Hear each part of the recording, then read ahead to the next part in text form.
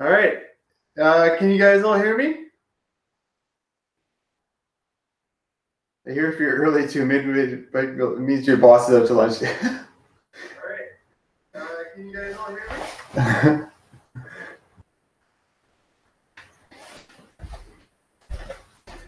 Sweet. Is it loud enough? Oh, loud and clear. Perfect. Awesome. Also people coming to lunch. Yeah. You want to be on? Oh my god. They can hear you. Okay, how come? That's Yuka. She's a little bit afraid to come onto the camera. Maybe we'll just wait a little bit more before we get. Oh, it's already 34 people. That's a lot of mini wheats. Yeah, that's actually that's about half of what I usually have. I love mini wheats. How do you know they're talking about mini wheats? Because that's what they said right there. Yeah. That's a lot of mini wheats. Calvin Cox says that's a lot of mini wheats. Okay. Hey Van Can, how's it going? Hey Felix from Sweden. So where's everybody from? Thanks, Mark. It's I like the 10. It's pretty good. I enjoy it. From Russia. Yeah, kitchen bike build. Yep, that's right, Mick. Virginia, Georgia, Calgary. Hey, Grant. Bellingham. Hey, Joe. How's it going? Colorado, Santa Cruz. Nomad and mini wheat brown. That's right. Hey, Jean-Pierre from France. Denver, Edmonton. Small town north of Gothenburg. I don't even know. Oh, yeah, okay. Seattle. Reach from Austria. What about the price? Well, I got a bit of a discount. Wisconsin, United Kingdom, Slovenia, Germany, 7 p.m. It sounds like I picked the right time then. Big White Canada, awesome. Carson from Vancouver. Yeah, it's great feeling to get a new bike, especially when it's like built up. Switzerland, Ohio, St. Louis, Wales, Austin, Texas. It might be mini wheat inspired. It's basically my breakfast every day. England, Switzerland, Czech Republic, Hawaii, Romania. Yeah, I won't get Josh Bryceland's powers, that's for sure, on this bike. But I can pose and try to look at like him. That's true. You could just like off camera reading the comments. Yeah, it's same colors with mini wheats, honey. Yeah, it is. Cool. So maybe we should get started. So I got a couple of things here ready to go. So maybe we'll get started with the fork. So I just prepared a little bit yesterday. Oh, from Belgium, you got the stickers. That's awesome. I assume you're a patron then. Tonton you. So yeah, I already knocked on the crown race just because it's kind of a hassle and I didn't really want to do that on camera. And then I also cut the steer already, and then I hammered in the star nut. So just to make things go a little bit smoother. I knew it was a Nomad cereal. Yeah. Yeah, Yuka's awesome. She's so chill. She's like, I was telling her, like, I think I want to build the bike in the kitchen. She's like, okay, that's fine. So we'll get some headset bearings going here. And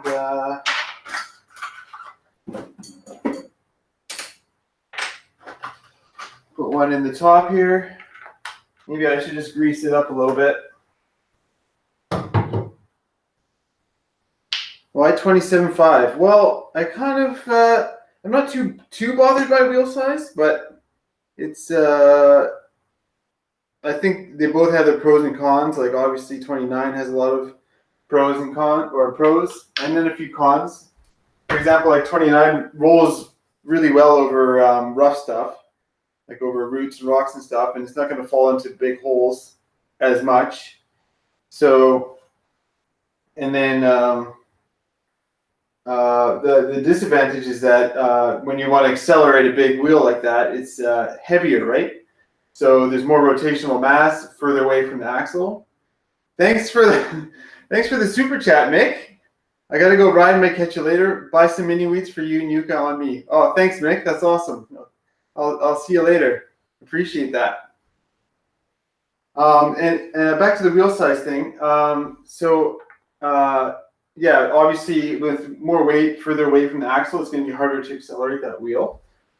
So that's one disadvantage. But there's obviously those other advantages I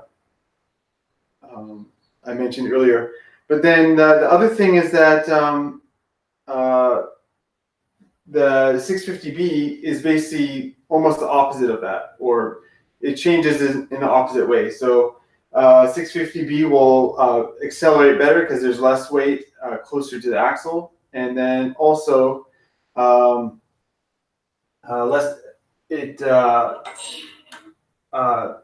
the less weight closer to the axle, but then the disadvantage is it'll fall into holes more.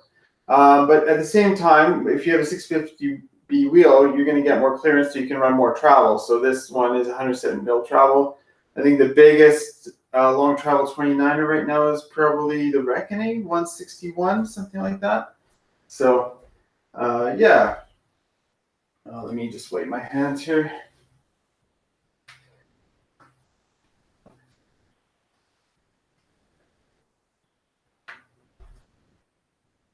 Oh yeah. If you're like a shorter size, like Ty says he's 5'8". Yeah, like the bigger wheels can be a little bit more tricky. Like Yuka, she's 5'3". I couldn't imagine her on a 29er. Like, and you see in the World Cup too. Like the bigger guys, like Greg Menard, like he loves the 29. And then you see guys like Danny Hart who are a bit shorter, and then they try 29, they go back to 650B. Just maybe it's a body size thing. So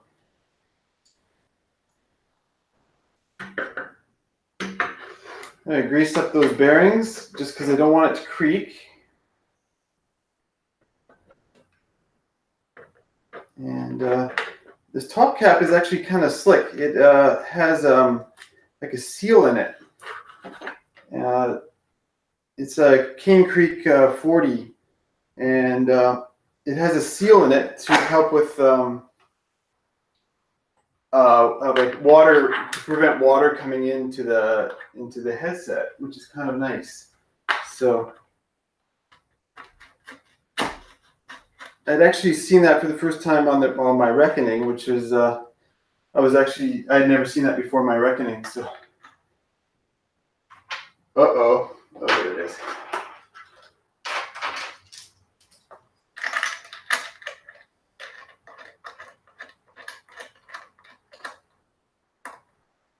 New wheel set too. Yeah, it's the Noble wheel set, and it's Noble TR33, and it's got the prototype Onyx hubs. So like the super silent hubs with the, what do you call it again? Not Prols, the Sprag system. So yeah, I'm super excited to try those out because the prototypes are actually quite a bit lighter than the other ones.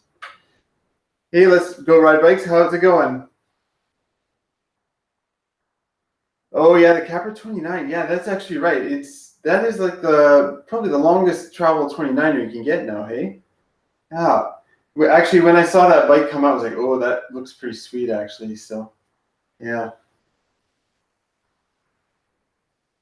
Yeah, Magic Fire. Imagine Fire. Magini Fire.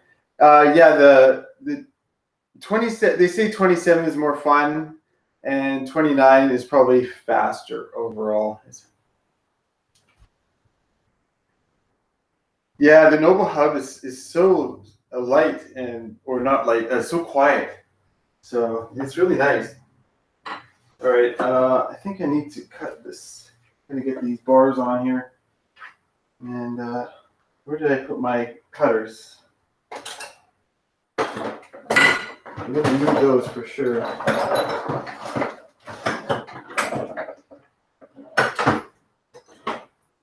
Where did I put put those colors. One sec, guys.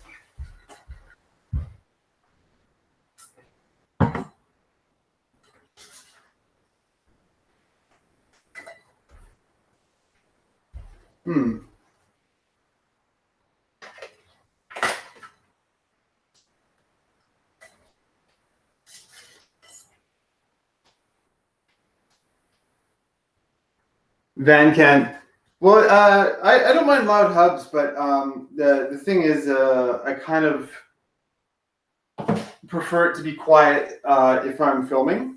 So I just want to hear bike sounds. I don't want to hear like the loud hub. Bill T, yes, I like mini wheats. Yeah, I just want to be able to hear like trail sounds and stuff, and have the bike sounding good, you know. So this is a Santa Cruz bar. And where's my front cap for the? Oh, there it is. So this is Santa Cruz bar, 180 mil, 20 mil rise, and 9-degree sweep, I think.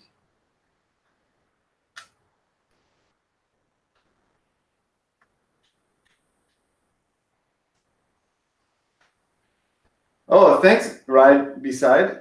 Yeah, I always love hearing that people pick up the shirts. It's great to, like, a lot of times people tag me on Instagram or whatever, and like, yeah, I got the shirt. It's so cool to see. Twan 56, I'm cooking up a Nomad.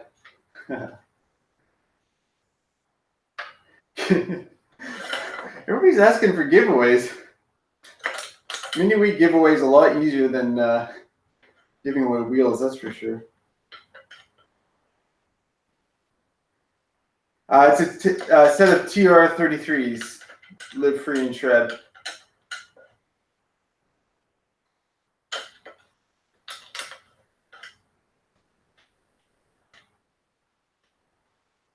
Pivot 29, I've seen them pink bikes even bigger than Boost 148.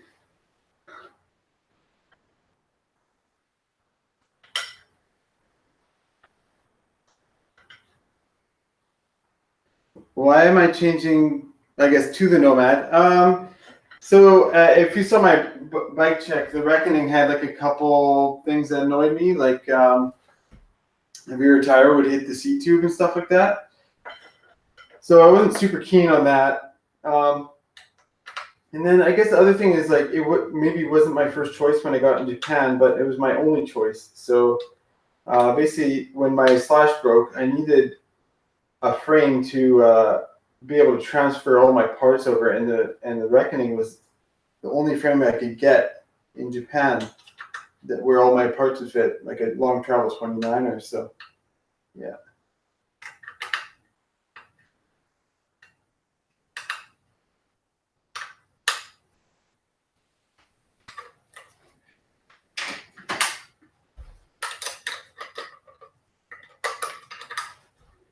Yeah, the 38s are really good too. Like both the 33s and the 38s, and in the Noble rims they're both super sick. Yeah, I guess it just depends how wide you want to go, really. It's feeling a little stiff. It should probably wear down later. Maybe I'll loosen that up.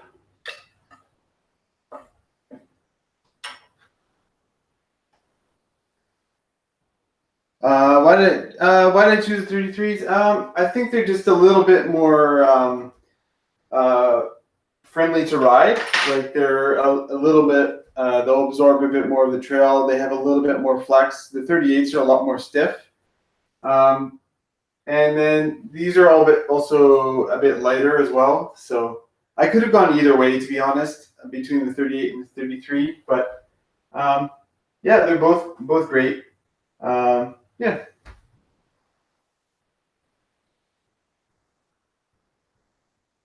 Wait till he bottoms out at the Tuesday Night Danger Series. Yeah, well, I don't know if the issue has this, if the calling has the same issue, but I know my Reckoning does, and I have read a few other reports online that people are having that seat tube issues. So yeah, what should we do next? Maybe Maybe maybe just tighten these up.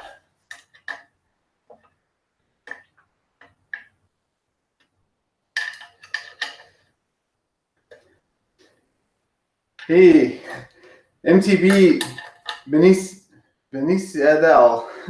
I'm really bad at reading these foreign names.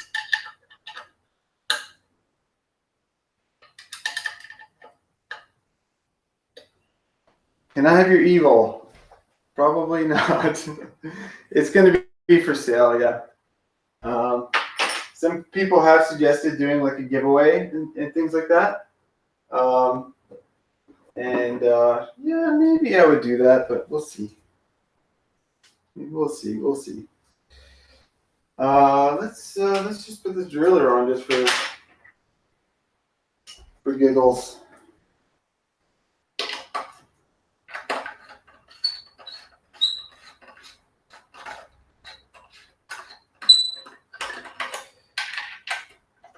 So it's an XTR derailleur. If you guys didn't see my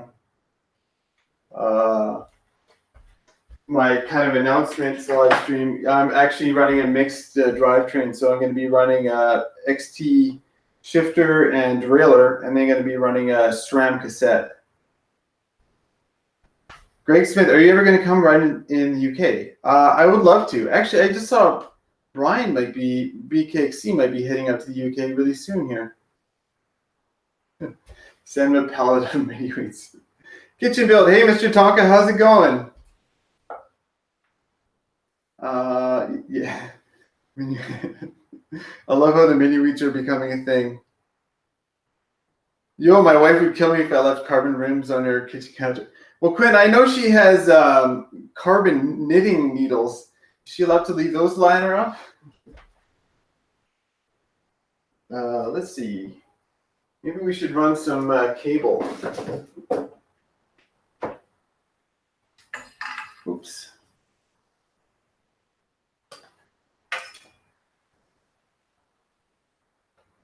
They are kind of my chicken nuggets. I eat them every morning, and it's really important. They have to be the brown sugar mini wheats, otherwise it's no go. The white sugar, no, you can't do that.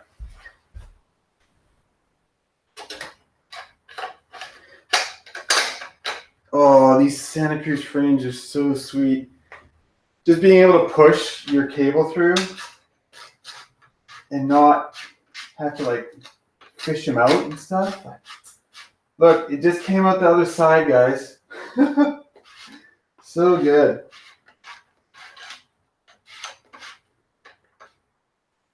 Like the best thing ever. That'll go over there. Let's get the shifter on there. Where's that thing?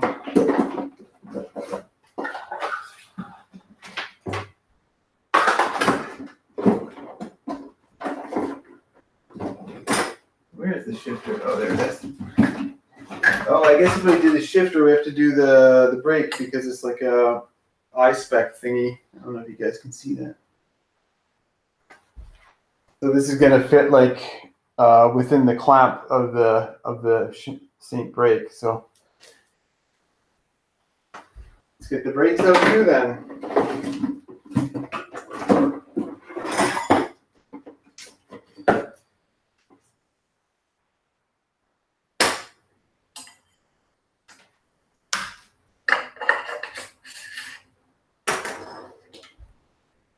So I guess I'm going to have to run the brake through the frame here too. I'm going to have to cut it later as well to get it to be the right length.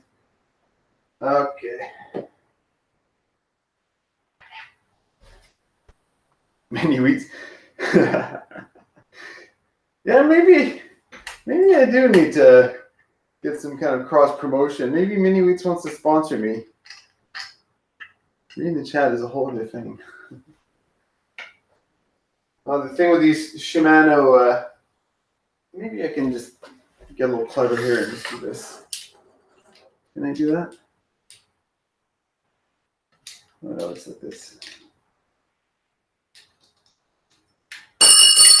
Oops.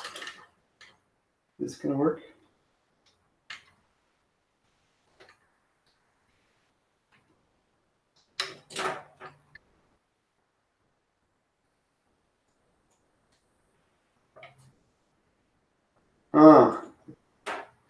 Is this actually going to work?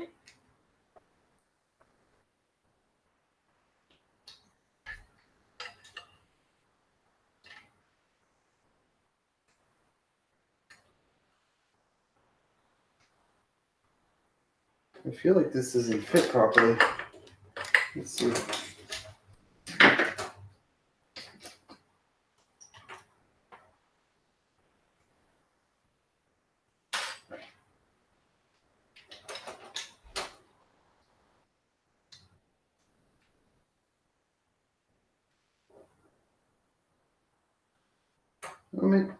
Does it?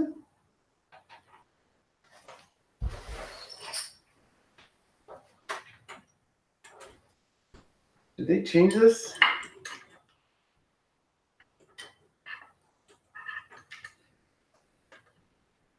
I feel like the clamp changed on the Saints, and this is not working. I might have to take my brake off the Reckoning because it has the older style clamp. I'll show you guys what I'm looking at here.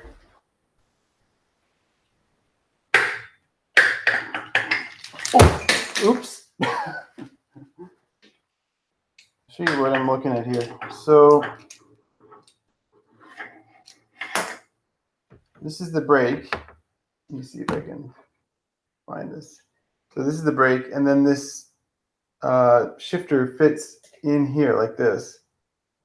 But this brake clamp is like a newer version, and I feel like this shifter is for an older version. And it's not fitting in there nice at all. So I feel like I might have to rip off the brake from the Reckoning just for now until I get the right adapter.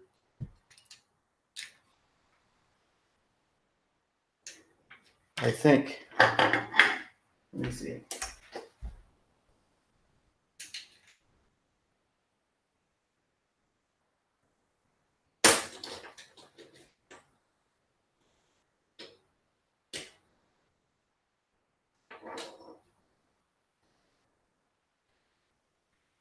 Am I doing this right? Oh, maybe I'm thinking of this backwards.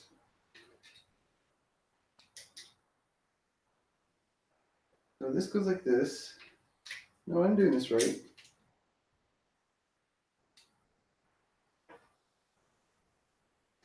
All right, I'm just going to go behind the camera and see how this fits with the Reckoning one. One sec, guys, sorry.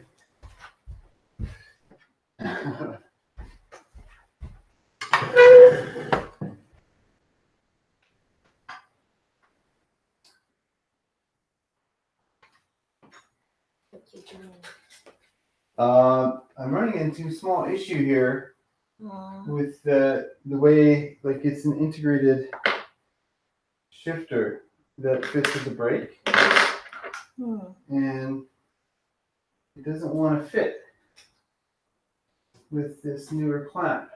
My Reckoning has an older clamp, so maybe I'm going to steal it from the Reckoning.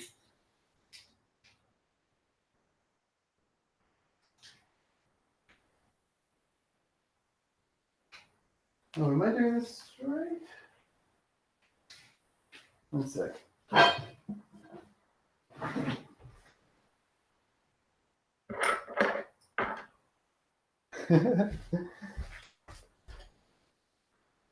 Yeah, the bike storage is also in the kitchen, Calvin.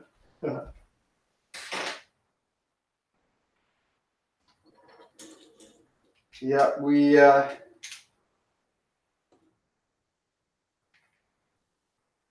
let's see here. How's this supposed to work?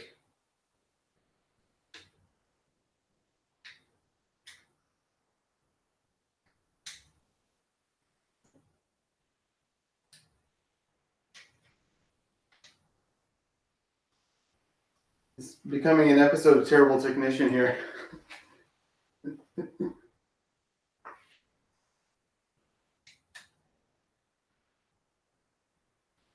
Maybe this doesn't just fit with Saints. Maybe it only fits with XTR levers. That seems wrong, though.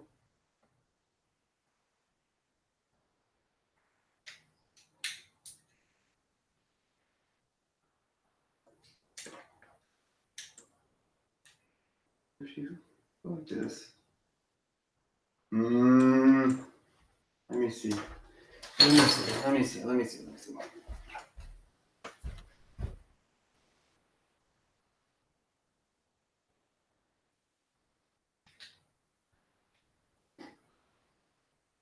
Okay, well, maybe we're going to attack this at a later point because I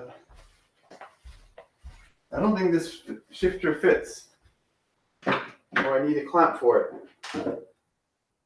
So, okay. Let's just put the brake on then.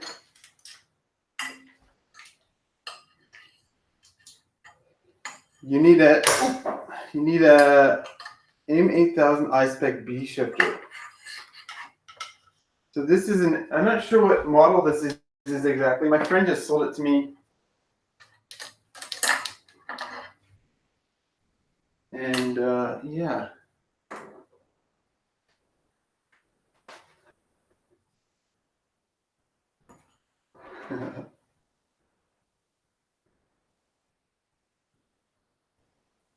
Okay, I have to take this link apart just so I can run the brake line through here. So let's do that.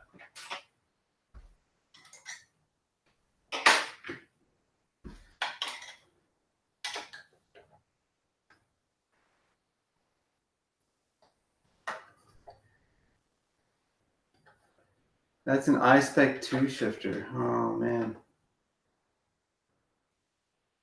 That sucks. So is there a difference between like the Saint iSpec and like an XTR iSpec?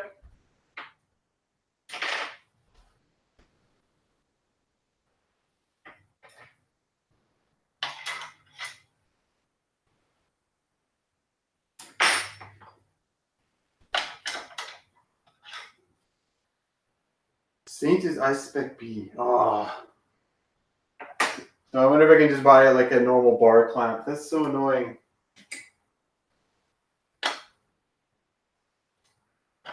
I should have done my own research. I guess this threads through on this side. Let's see here. There we go.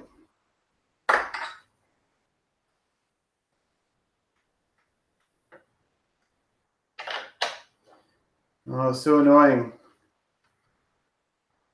Okay, well, I guess that part of the build is going to have to wait.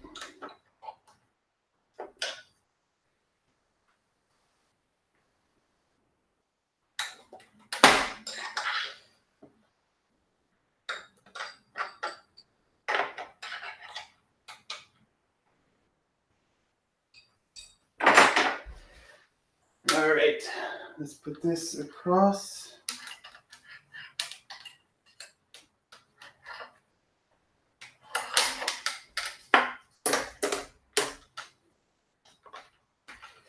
Let's get that cable through.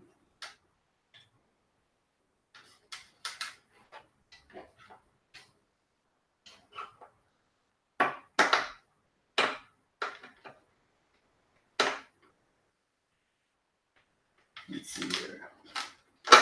Take that axle out. A bunch of washers in here. All right, now it's through.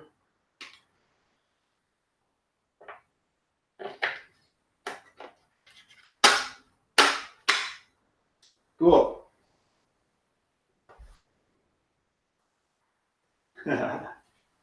Yeah, just cook up the shifter and then you should be able to change it, right? Like a video game. What shifter's on the rack? So on the rack, it's SRAM shifter. So I guess I could just take the whole drivetrain from the rack right now and just put it on here. But I think I'm going to try. I'll probably go to a bike shop after this build and get the right shifter. Super annoying though.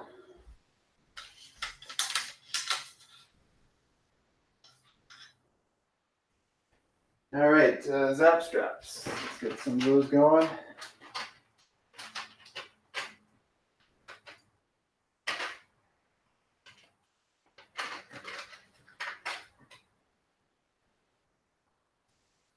What makes an adapter that can attach iSpec 2 shifters? Oh, interesting. I don't think I probably, because I'm going to the bike park tomorrow, so I'm going to have to figure out something faster. I don't think anybody stocks rare hope parts. Hey Quinn, my shifter is an XT shifter, but it's just the wrong I spec. So I'll have to go to MEC or something later. And I think MEC stocks a lot of Shimano stuff. Hopefully.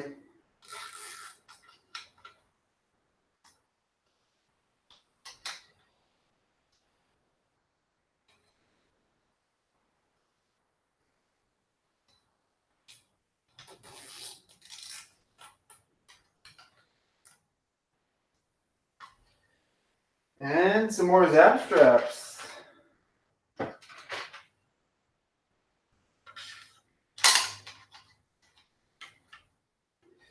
Yeah, I bought that shifter from a friend and just assumed it would work, but I guess it does not. So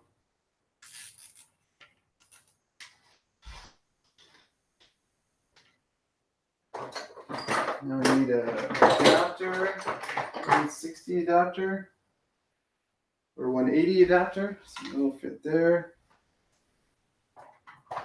And then some bolts for that. Let's see. So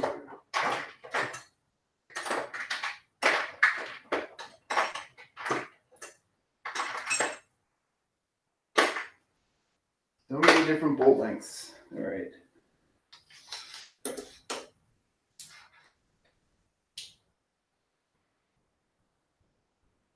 Oh yeah, so YouTube isn't my day job. So I mentioned on the live stream the other day, my day job is I'm an artist for video games.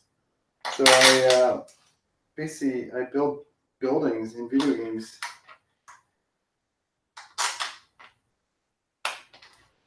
Go, join the dark side. Go grip shift. Does Shimano even make a grip shift? I feel like that's only a SRAM thing.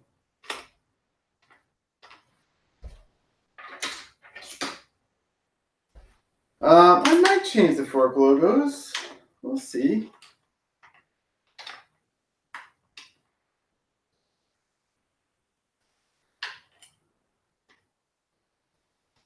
Yeah. What games? So in the past, I've worked like on some Need for Speed games. Oh, Shimano only makes. No, I've never done anything for iRacing, but I've definitely played iRacing. That's actually a really good race sim for sure. Super realistic. Back in the day, Shimano was only grip shift. I see.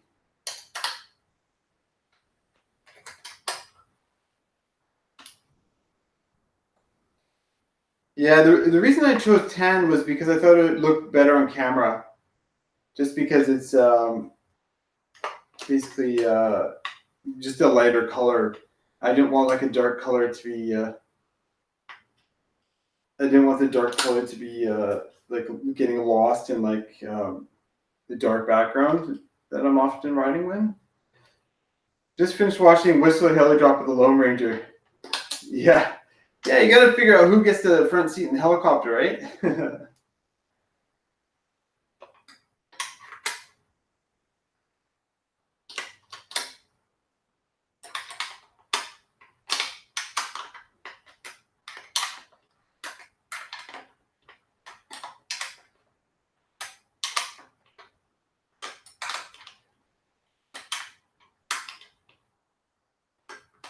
Hi from Belgium. Hey, how you going, Vincent? Oh, hey, Spirit.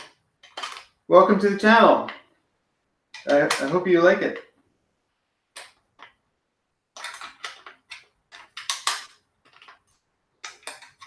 What's in the growler? Nothing. It's empty right now. Beer has been drunk. So, anybody got some plans for the weekend? It's not too hard to build the bike yourself unless you get the wrong shifter. Then it gets a little tricky.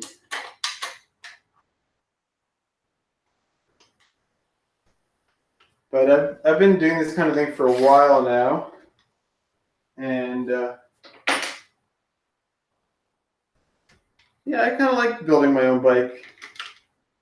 Plus, it's cheaper. Laying pavers like the boss. paving your backyard, Quinn.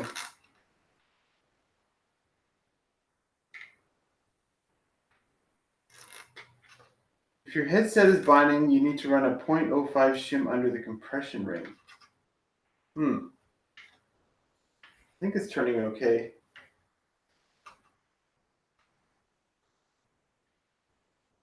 Oh, yeah.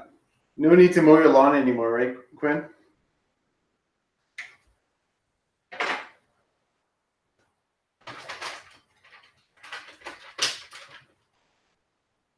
Couple more zap straps here.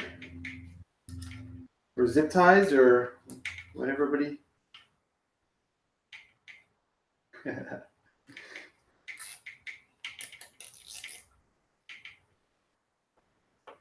Yeah, leaves more time for riding for sure.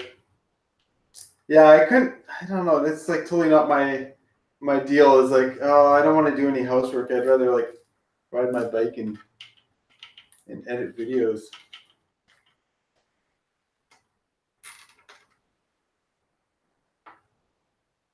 What BB am I installing?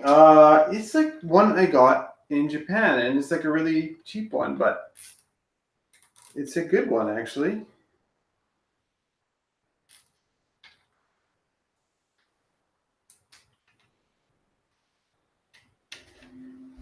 Let's see here.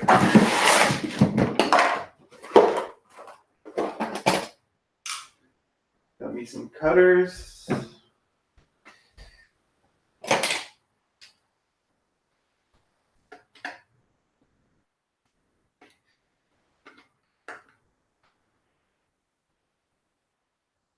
Nomad, yeah, it's 27.5, yeah.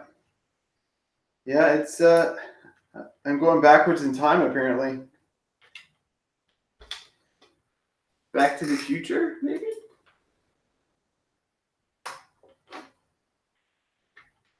Get these zip ties on there tight.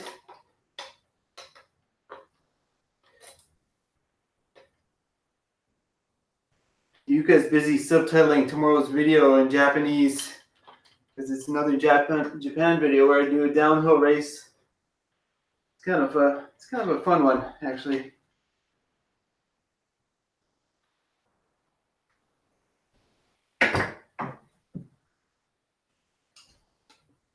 I've never ridden the Calling actually, but Phil definitely makes that thing work hard. Like he's such a good rider, and it's not much travel on that thing actually. So yeah.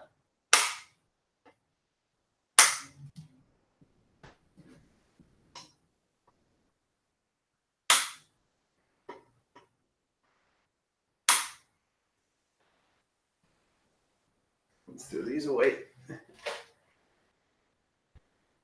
What's my fork? It's a Fox 36. Factory Fox 36. High and low speed compression. 29 for life. Downgrade from the evil. Yeah. Everybody's got their own idea of what they like in bikes. So, am I working at EA? I have worked at EA in the past. I don't work there now. So yeah, the rotors are going to be 203 180. Yeah. So, oh yeah, I forgot to put this back together. The linkage.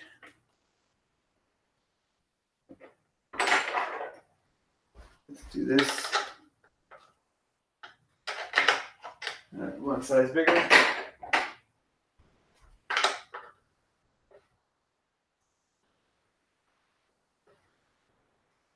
I'm not sure about the Rock Shock. I've never actually tried this one before. So it's kind of like I've had kind of a bad experience with the Monarch on my Reckoning. So we'll see how it goes. But like obviously if there's a warranty issue, I'm just going to have to buy a new shock because the warranties take like 2 or 3 months. So.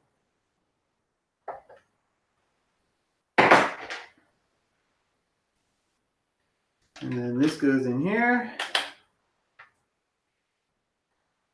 I don't torque too much except for the cranks and my cinch ring, just because I've never really had an issue. And then anything on the bars, I torque really light. So.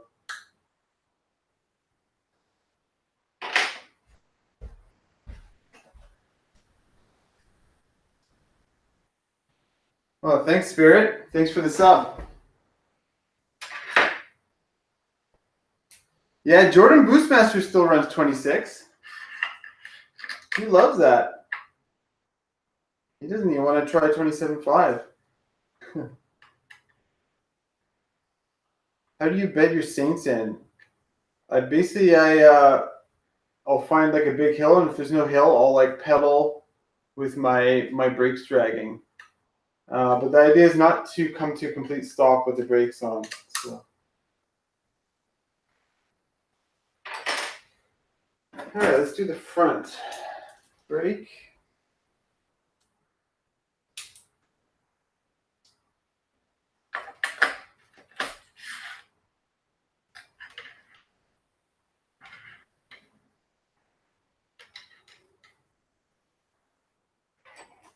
Snug this down.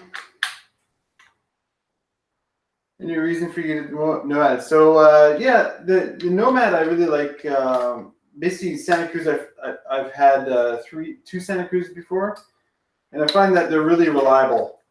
So that's kind of why I wanted it. Like the Slash wasn't overly reliable, and I've had other few bikes that weren't reliable, and I don't want to spend time fixing my bike. I want to spend time riding my bike. So Santa Cruz has been really good in that department, and hopefully this continues that trend. I swapped the Deluxe for the CC coil. Hopefully the Super Deluxe is better. I hope so too.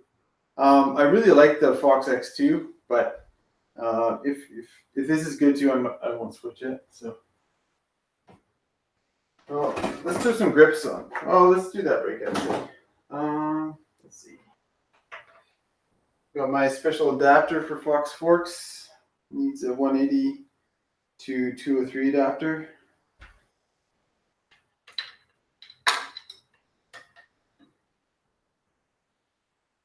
So let's see, which way's up? This way's up.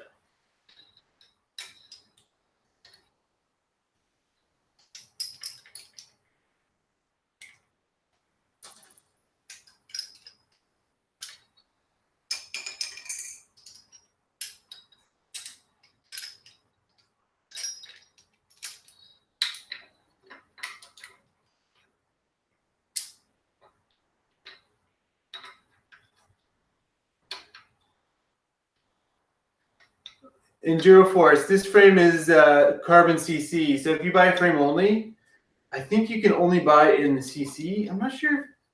Can you buy it in aluminum? I'm not sure.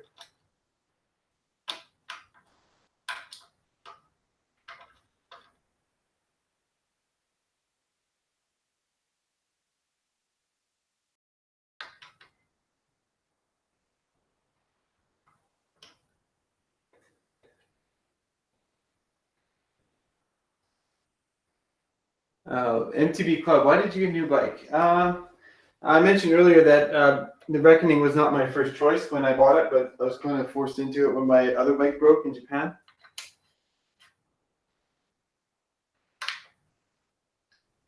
What am I hiding? Behind the mini wheats is like some, I think, dish or laundry detergent, and an empty growler for beer.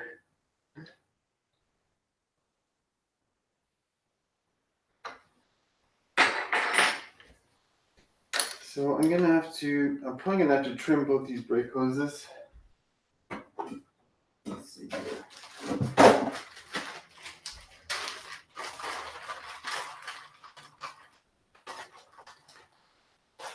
Well, that's cool. You can buy the aluminum one. So just putting this little like clamp for the brake hose on the fork. Don't lose that little screw.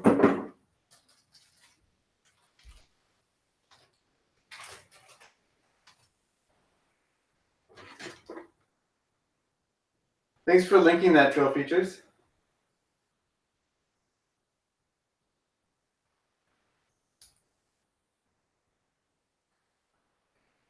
All right, let's put this on here.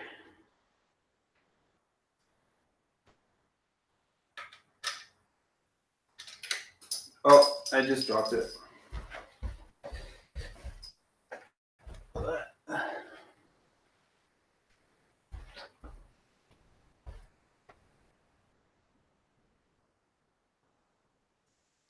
Yeah. Yeah, all you need is beer, mini wheats, and laundry soap, right?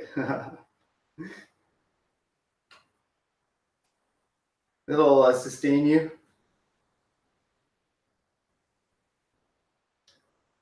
Put you later, happy 2X.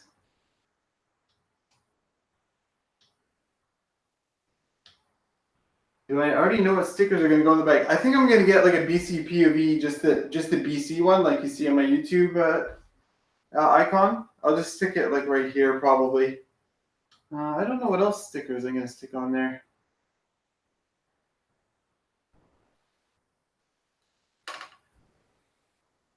All right. Let's do some grips. Does this mean we're getting beige? No, they're going to be black. Beige POV. Do you want beige BC POV stickers? I feel like that would probably go with nothing.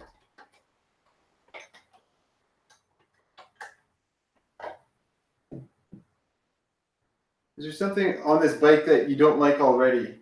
Not yet. Not yet. But the only thing that's annoying right now is my shifter doesn't work with my brake. That's the only annoying thing so far, but that's not the bike's fault. 50 Shades of Beige. Yeah, I need to wear khakis 24/7 now, huh? All right. Hopefully you guys not too annoyed by this. Oh, there's something came out of there. Slam this on. Oops.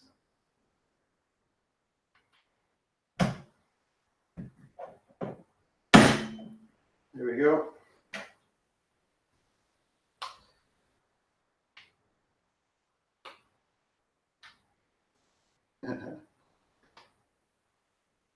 For the girls stickers, nice. IFHT. I think they're going to be in Whistler tomorrow as well. Doing some filming, opening day filming.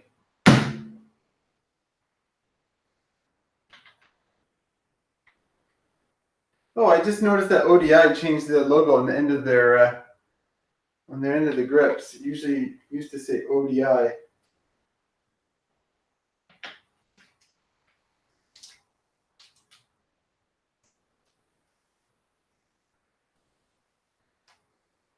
Yeah.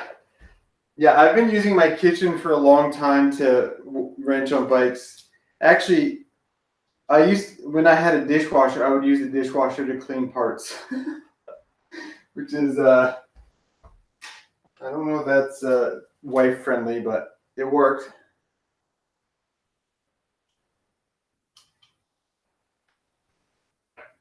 Yeah, they've been digging up those trails, hey Quinn? The bike park. It should be good though. Although there's not too much open right now. But what is your wife's reaction when you tell her you're going to build a bike in a kitchen? I don't know. I think that's pretty par for the course, so she's not too surprised these days. But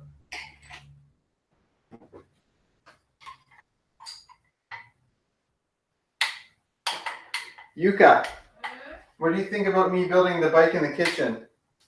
Good. It's good? Okay, Yuka says it's good.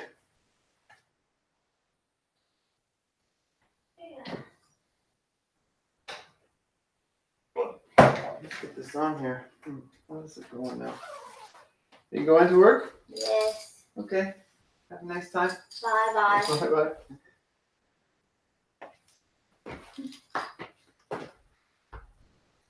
VCPUV is a prepper. I guess I'm a prepper, except I didn't prepare my front shifter properly.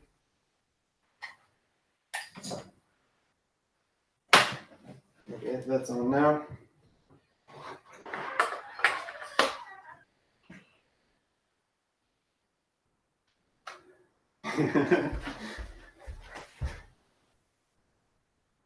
Yeah. Yeah.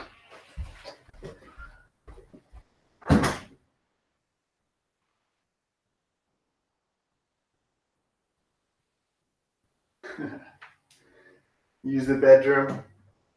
Oh, what you guys don't know is that the frame slept with us last night. Just kidding. What bike stand am I using? It's a cheap one I got from MEC, which is like the equivalent of REI in the States. It says feedback sports on it. It's just a cheap one. Does this job.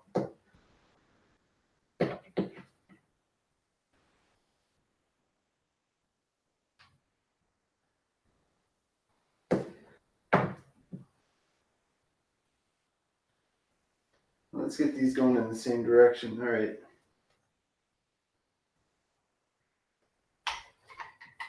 Let's see if I can get this on here. There we go.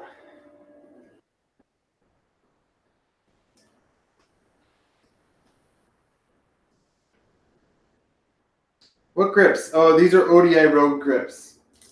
And yeah, I just like them because they're a bit thicker than like your typical grip.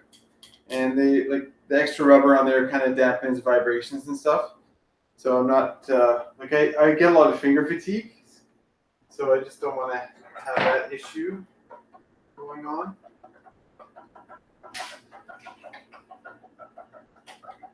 Yeah, that new Tacoma sand color is really nice, actually. Backsplash on the kitchen.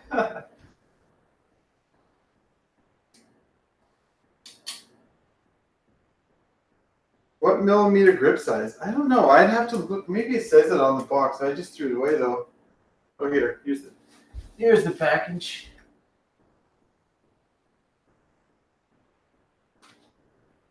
Doesn't actually say. You probably have to look it on the website. ODI Rogue, if you look it up on the website.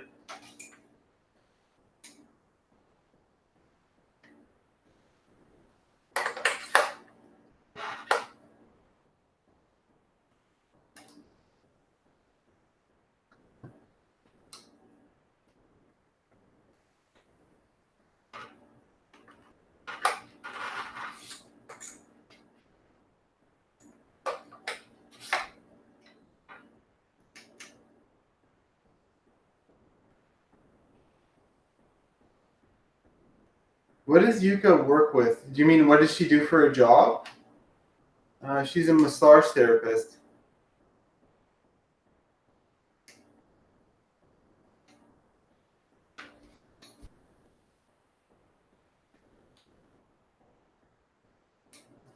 GMR death grips. Okay. Sweet. Keep those in mind. I tend to be like, once I find something I really like, I kind of stick with it.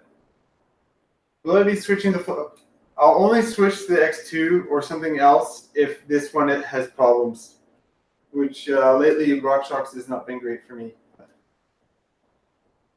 Where are you at with the van build? The van build has, if you watched the last live stream, I went to the van and showed it off a bit, but it's got counters, it's got a sink and stove now. We bought a fridge and a battery.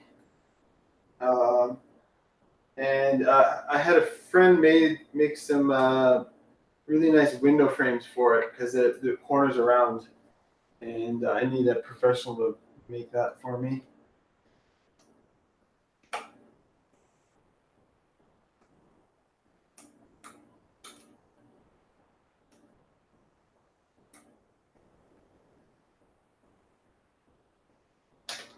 It's like the contact points on anybody's bike, like saddle, brakes, and pedals. They're always like so personal, and everybody's body's different, so they just want to try different stuff that works for them. But yeah, I just say go with what you know. How long till you're living full time on the road? I don't know yet. We'll see. Hopefully sooner than later.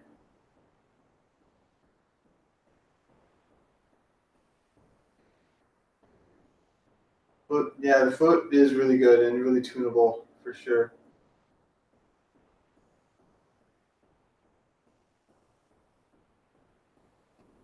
All right, I'm just gonna put on the clamp for my dropper here while I'm up front.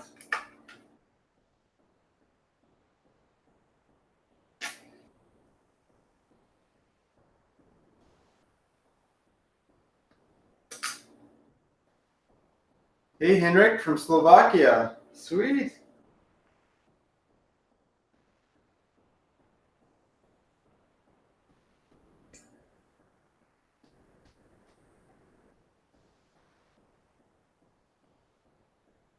Oh, in gaming we do go to the office. I just took the day off to do this bike build. Yeah, I do like Golden BC actually. Actually, the riding's really good there. Mount 7. It's a big mountain. Yeah, I'm gonna put on one of those waffle seats. Yeah, not called a waffle seat, Eric. It's called a Tioga Outland Spider. This one. I guess I can just put that on now.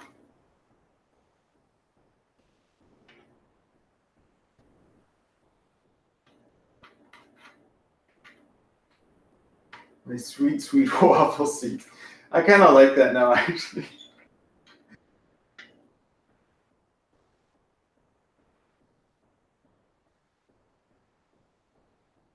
Oh, more curious if I could keep my job with van life. Yeah, that's kind of interesting.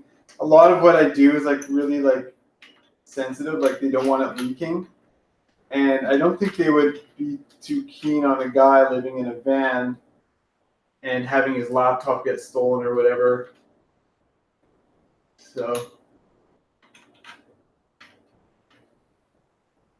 but there's definitely work that I could do on the road like that. That's for sure.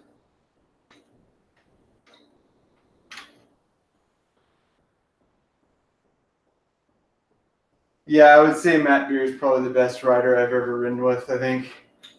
Trying to think of anybody else. I rode a race with Win Masters in Queenstown once. Win's pretty good too.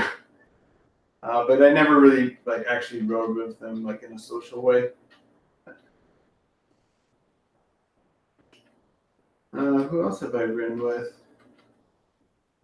I would say Matt. I just recently I'm editing a video where I rode with Marky Math. You know him from Instagram, and he rode at Rampage one point, and he's a really good rider too. Actually, really good jumper. Should I study or watch the stream? It's up to you, but maybe studying is probably the responsible thing to do. Are you a coder or graphics designer? I am a graphic guy, so I'm making like 3D buildings and stuff. Do you know how Aaron at Noble did at the race on his scalpel? No, I don't. I didn't even know if he was racing. You mean at Vetter? I bet you could look up the results and find out. I didn't know if he was racing actually. But Trevor Howard raced. He works at Noble as well, and he had a flat, and so that put a hamper in things. But let's get this saddle pointing the right way.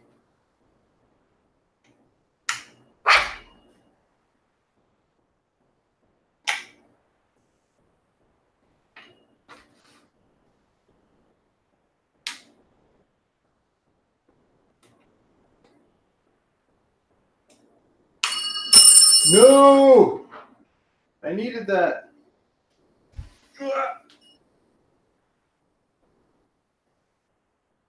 Come ride Thorn. You mean Thorn? Do you mean Maple Ridge? Thornhill? Greetings from Spain. Hey, Ernesto. How's it going?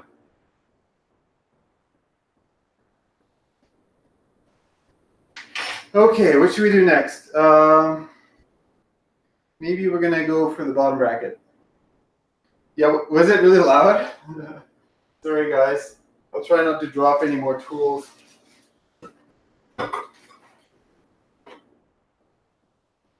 Okay, non-drive side, drive side. Some grease on this, because I probably want to take this out at some point. You dropped something. Thanks, Brian. Smash.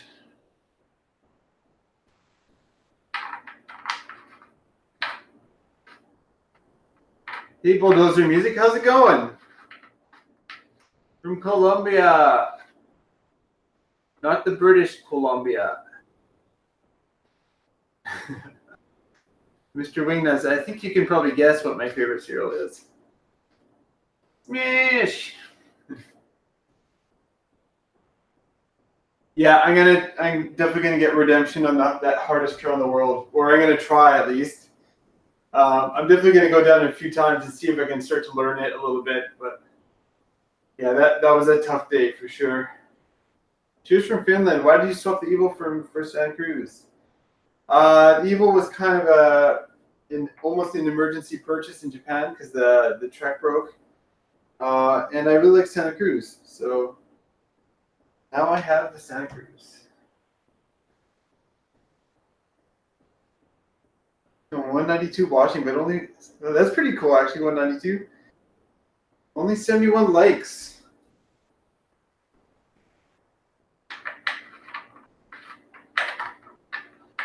Yeah, I was a bit frustrated for sure, Brian.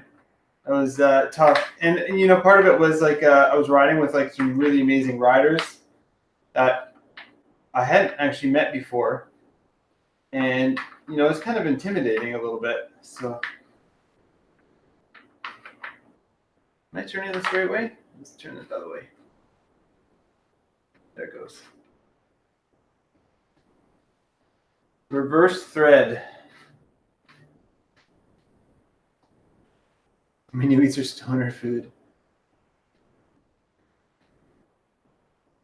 I have tried the blueberry frosty mini wheats. I thought they tasted a little bit fake.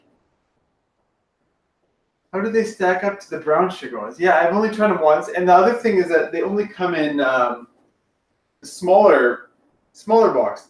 I need like the bulk box. So it's not as good value for your money either. How much maple syrup do you consume on a daily basis? I actually don't like maple syrup that much, despite being Canadian. I know it's probably blasphemy, but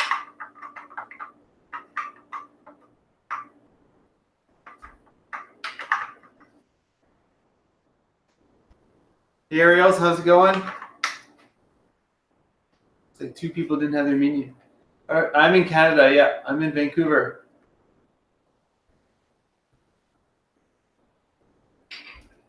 Is that dish towel? That's my dirty ass rag for bike builds. Deplored.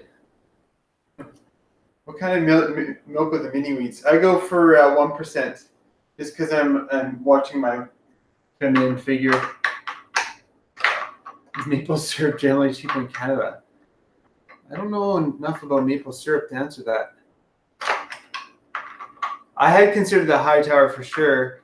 The thing with Hightower is that like they gave it the updated version, but they didn't update the front triangle. And I wanted them to make the front triangle longer, and they didn't do it. So I decided against it. All right, we've got a bottom bracket in there now. Got some cranks to stick in that bottom bracket, but first I need to put on this chain ring. 1%? You mean dairy flavored? Yeah, it is kind of dairy flavored water, but it's not as bad as skim. So I'm gonna stick on this wolf tooth oval onto this race face 60 crank. And actually last night on the cranks, maybe in the bike check, you would have noticed that they're all like kind of messed up because the cover was getting dirt underneath it. So I just cut a new 3M layer and made it look nice again.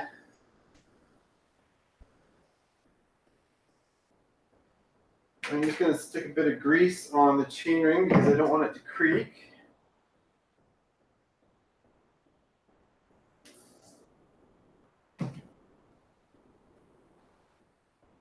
How tall are you in centimeters? I'm 180 centimeters. Is for in freedom units, that's 5'11". No press pit BB. Yeah, so nice. No creaking. Or at least it shouldn't creak. All right, just have to make sure I clock this right.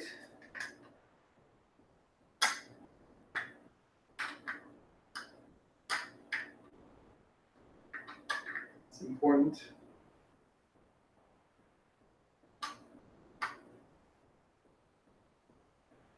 that clocked right? No.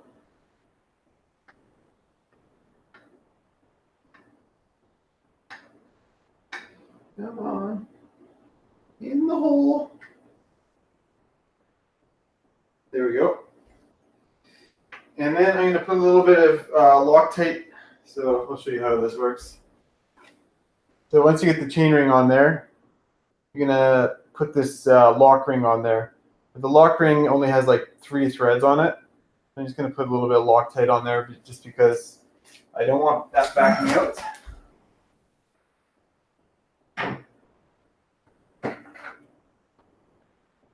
Red, not red. Blue, please. Red is, if I put red on, it's never going to come off.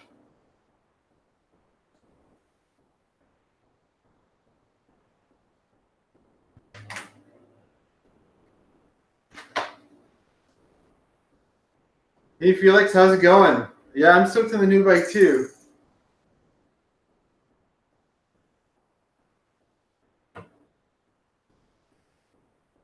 How much travel does your bike have? It has 170 millimeters in the back and the fork has 170 millimeters at the front. Yeah, it's good that they're moving away from press fit. It's too much, right? Like they're trying to get all fancy and it's just creaking. It's just not working. So, and then to tighten this lock ring, you need this fancy tool. I'm not even sure what this tool is originally for. Park BBT 22. And then I need a torque wrench. Where did I put that thing?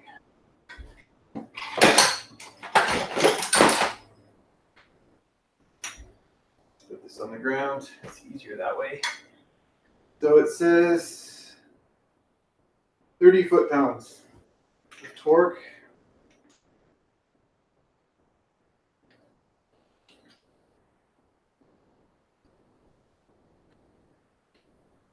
Set this to 30. Go. And then make sure it's tightening. Yep. This piece on. And then I just do this on a chain ring on the ground because I don't have a vise.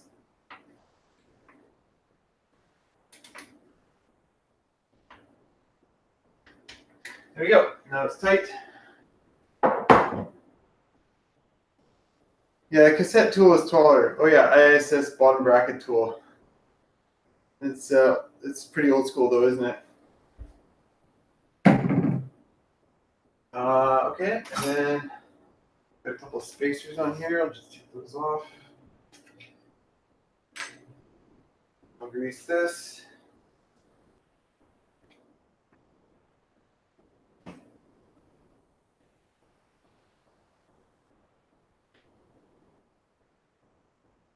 Sorry, I'm baked. Don't smoke in live stream. Don't blaze in live stream.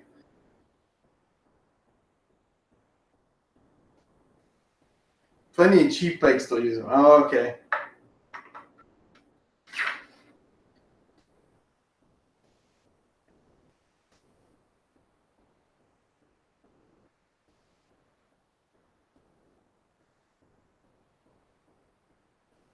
Is everybody else working right now? That's a great question. Well, I know Quinn is. Quinn is my coworker.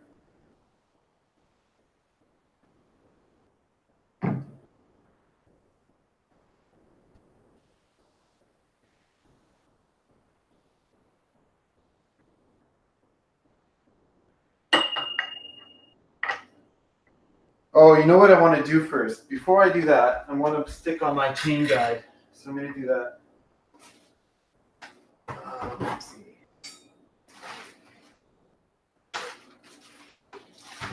Definitely, it was here. Where did I put that?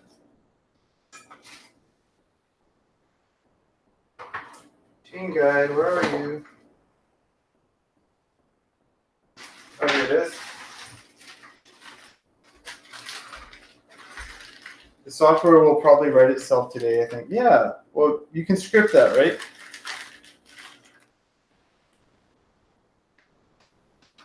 Quinn is working hard. That's what I like to hear.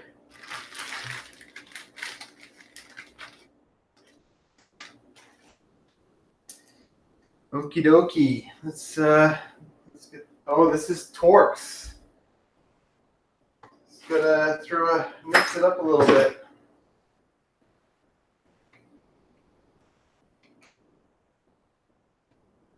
Get the right one here. This one. Yes.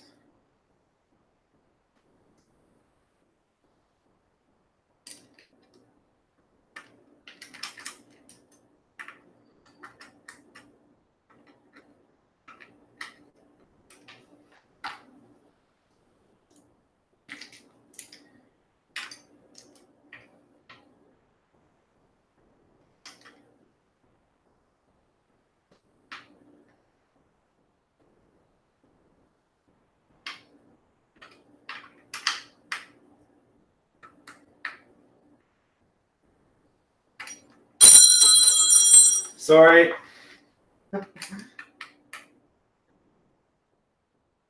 Further burger. Oh, really? It's better now, hey? Sweet.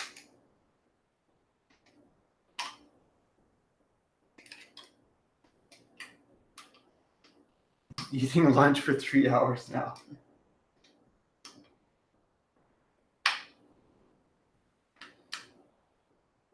Let's see here. I think I need a different tool for my pack. This one is a bit messed up. Right, let's see.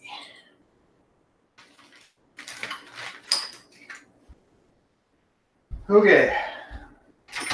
Let's make sure this chain ring is kind of on target. I think I can access the bolts to the guide so I can adjust it later.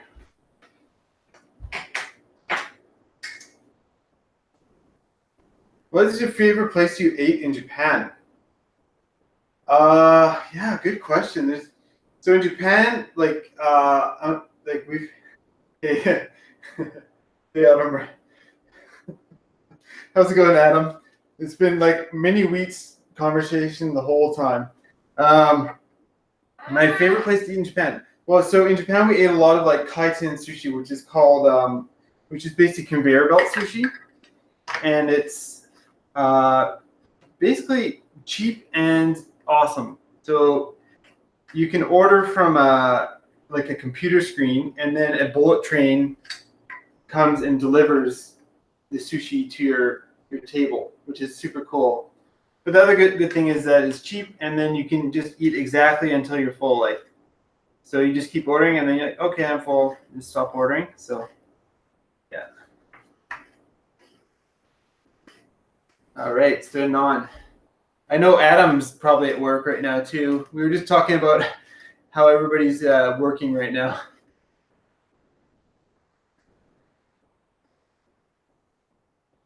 I think so. I think that's lining up pretty good. That's a guide.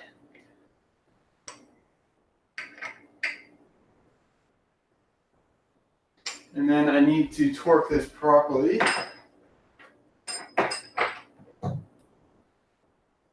So, get my fancy tool.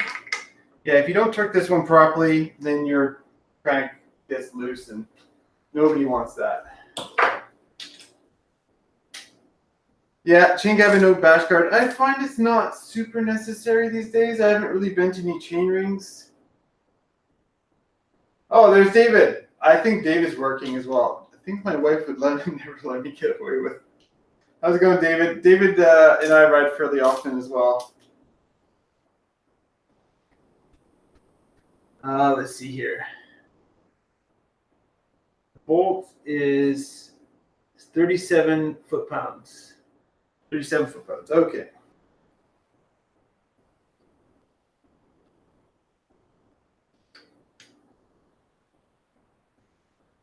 Takoyaki is so tasty. I love takoyaki. But actually, in the kitchen, yeah. Well, is there a better place to build a bike? Yeah, I thought it was the best place. All right, that's on there.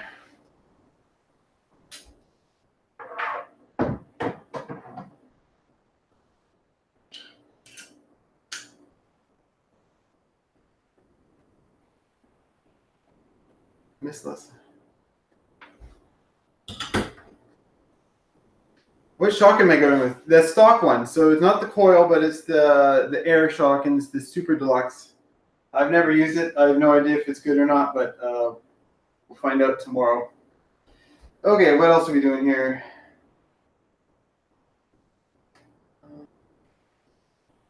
That's, oh, did I pull that through? I think I need to, I have to pull that all the way through again. It only goes one way.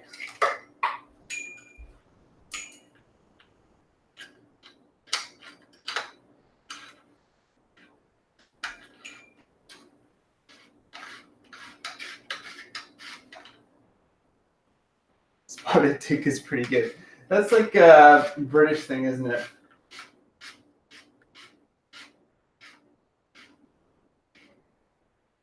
Yeah, I saw that. I assumed it was a bug, Quinn, that the deleted messages. Oh, I pulled it through it too far again. All right, let me do that again.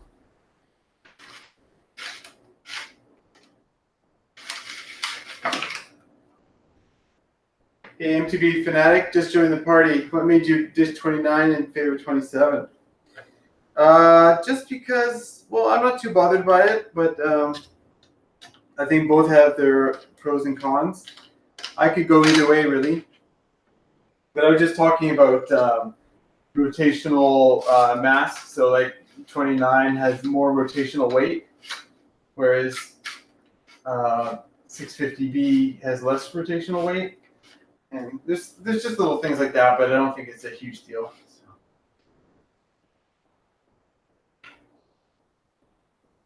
If Eric can't build a bike before tonight, oh yeah, is he asking about riding tonight? Yeah, I might come out tonight, but the only thing is the shifter. I have the wrong shifter, so I'm gonna have to make a run to MEC or something like that. Hey Kevin, it's a RockShox Super Deluxe. Okay, so what should we do next? Should we try mounting some tires? Maybe we'll try mounting some tires. Or maybe we should cut some brake lines. Maybe we'll do that. So this is obviously way too long. So let's see here.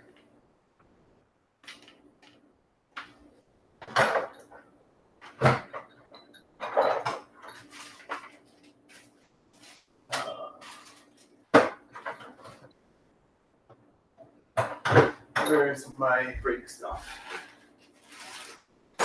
Here it is. Now this is where I get brake fluid everywhere.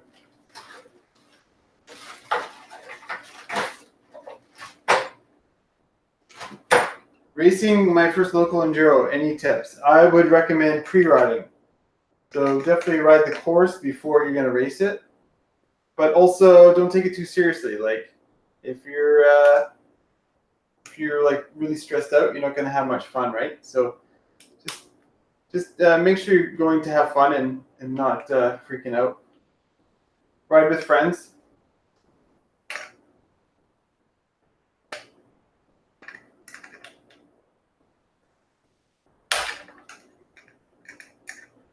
It's like having better mountain bike YouTube videos than all the other channels. Well, I don't know if that's true, but except Nate Hills, of course. Fair enough.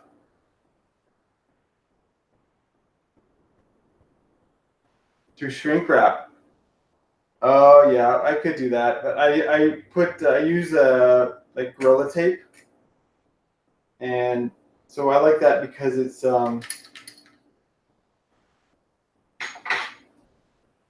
because I can use it in an emergency situation later. I'll just unwrap it, and then I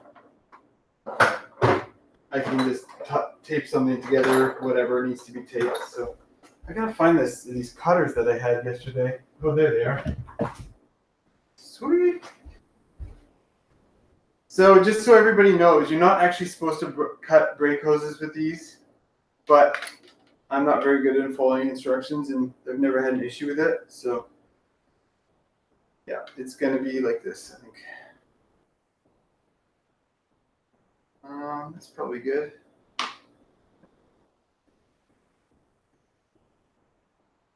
Double check. Don't want to cut it too short.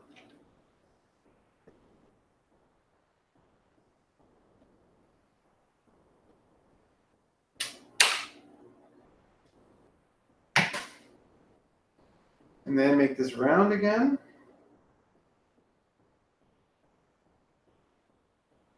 So this is probably the most annoying thing that I'm about to do, is I have to get the barb into there, and it's not any fun to do.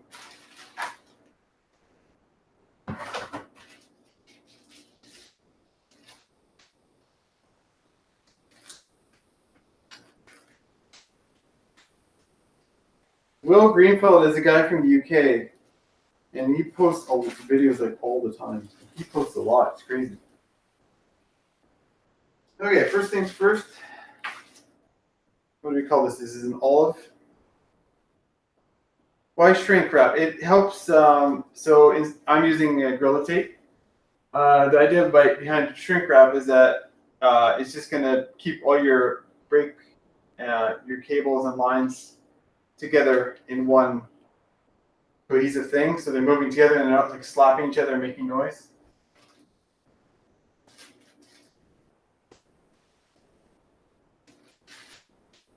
Where did I put the? Oh, here.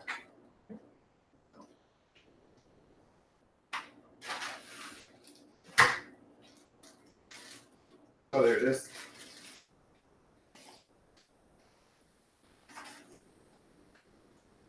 So don't lose this piece. It's really small and important. Okay, and then I'm going to clamp this down. If I had a vise, this is going to be a lot easier, but I don't. Where did I put that vice grip?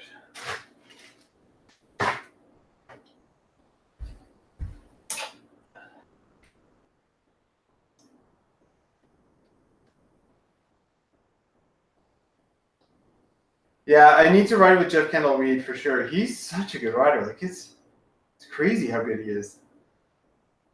Too good, I would say. Like, did you guys all see his video riding ladies only on the shore? So cool. Not even holding it. It's not gonna work at all.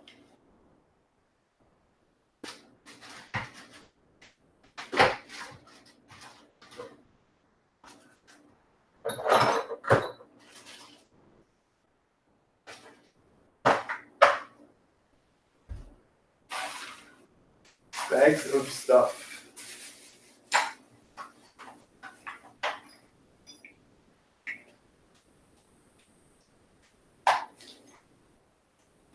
This better?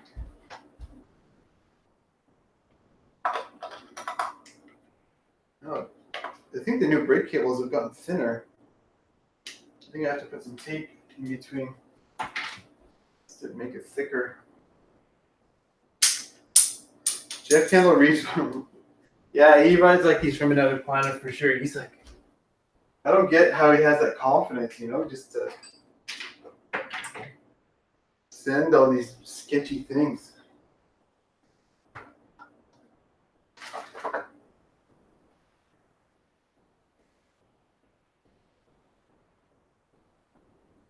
Thanks, I'm enjoying the color too. Alejandro, is that how you pronounce that? I'm so bad with the names. I think it's Alejandro.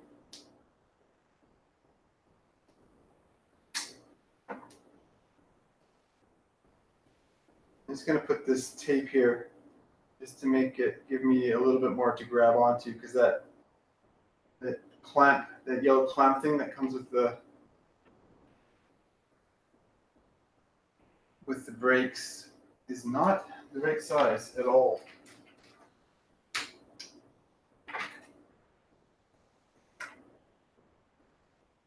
All right, now it's probably too big, but let's just clamp it. Yeah, 170 mil cranks.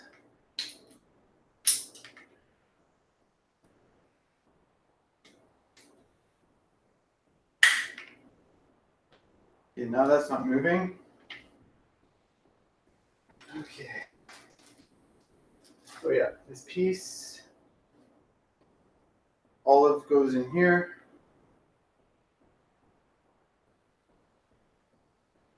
Get that going. Oh, it's going in really easy actually. Sweet.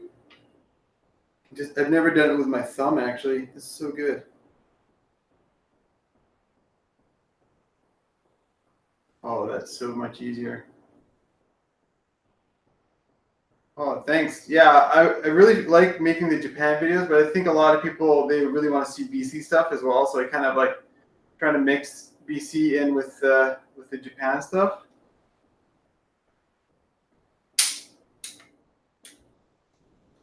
I think 170 is pretty middle of the road. Like basically the most popular cranks range from 165 to 175. And then if you're like a DH racer, I think you can get like 160 cranks. But I've tried both sizes, and like it definitely feels a bit different, but I don't know if it actually improves your performance or anything like that.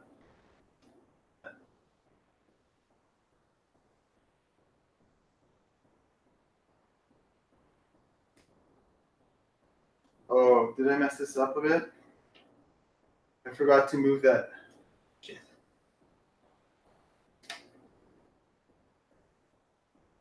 I think I forgot to move this over. Oh no! I think I have an extra barb though.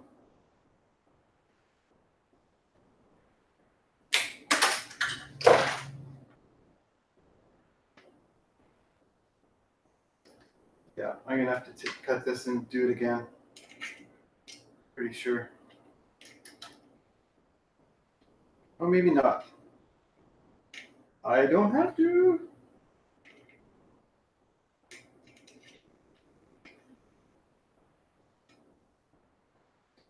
Okay, so now this is gonna fit into here.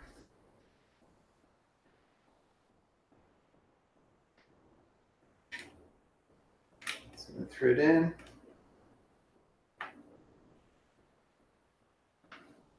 My little nut.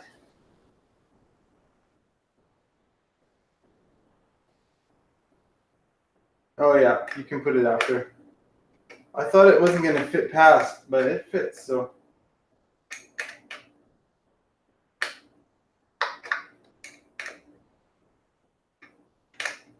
How many fork tokens are you running? I'm not sure how much I'm gonna run, but I usually run around 3, so I'm gonna have to ride it and see what I think.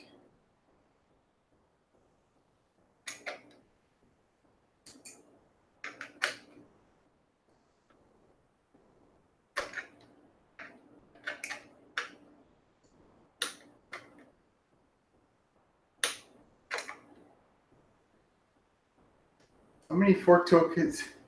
How many fork and tokes are you running in that spacer? That wasn't. Sorry, I thought you maybe. I was trying to read through your misspellings, but I think that was intentional.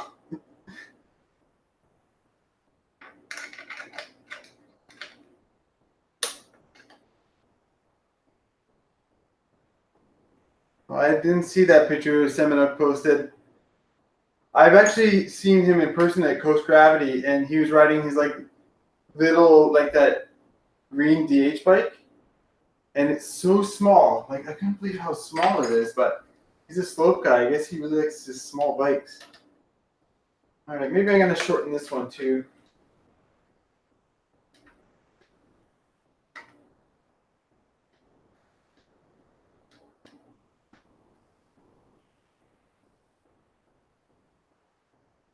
Wait, what the hell did I do?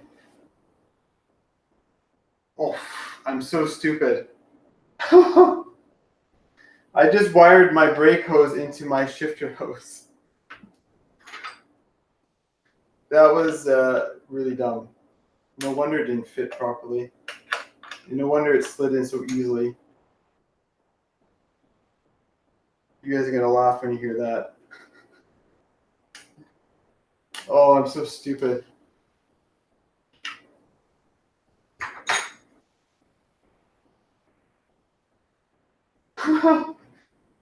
Dude, this is the shifter hose. This is the brake hose. That's why it didn't fit properly. Luckily, I have actually extra parts, but live streaming is hard, guys. I'm not paying attention at all.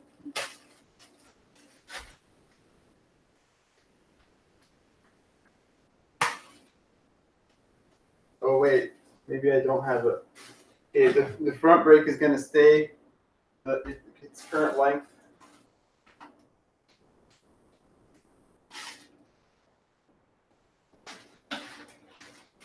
There you go.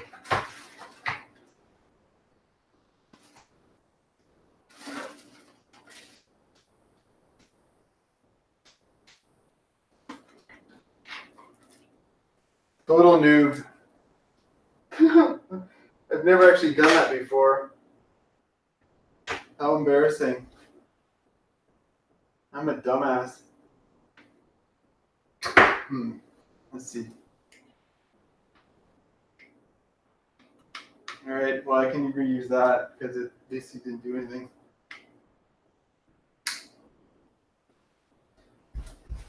All right. How dumb was that, right? Like, what the hell?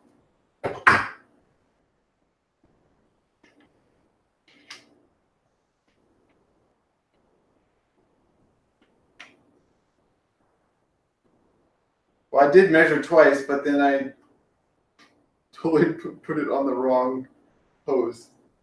That was going to be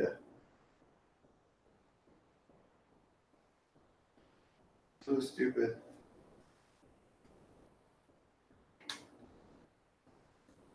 Let's see here. Ow.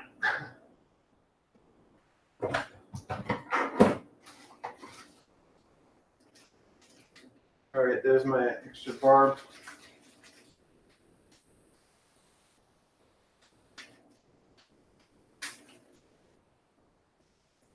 I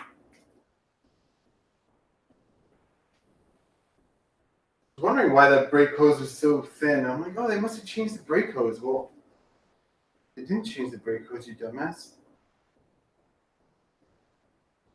All right. Try this again. Now it's going to be a lot harder to push in for sure. Okay.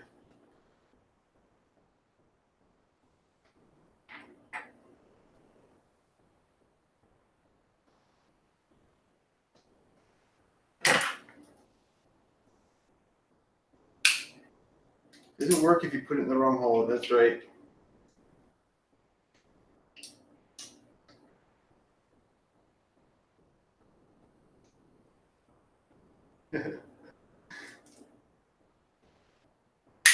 Not the sharpest knife in the drawer, that's for sure.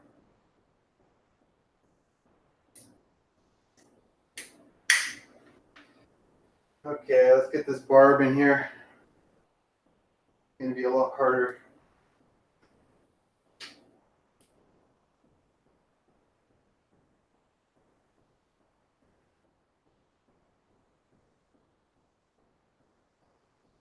All round.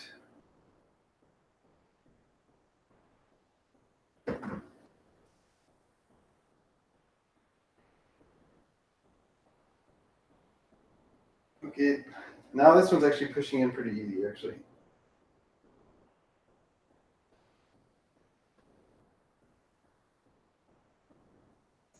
Let's try this.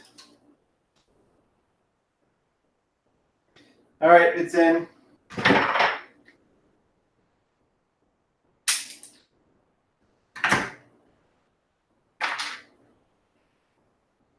Yeah, I should check out Europe. I really want to go to there. I actually have a Dutch passport, and all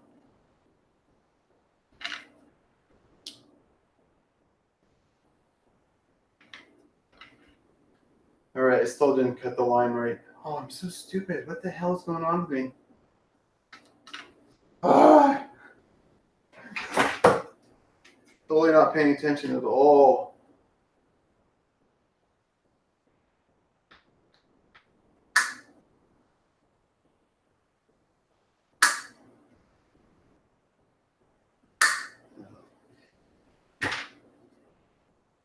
Let's see here.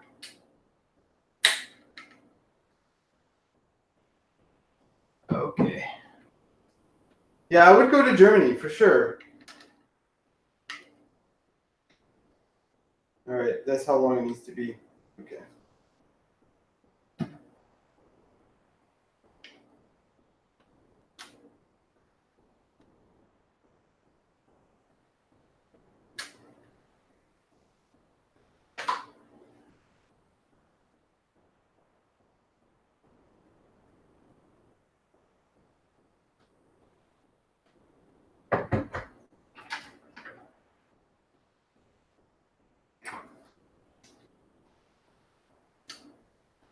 Yeah, I'm stoked on this bike.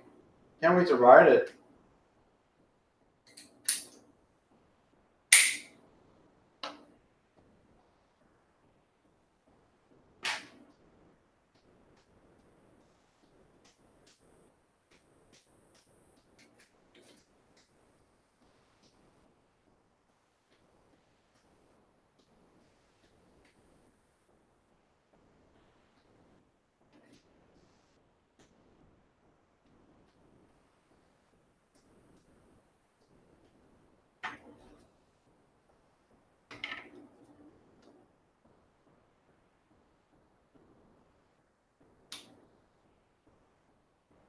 Yeah, I'm sure I'll be posting on social media all my travels and stuff.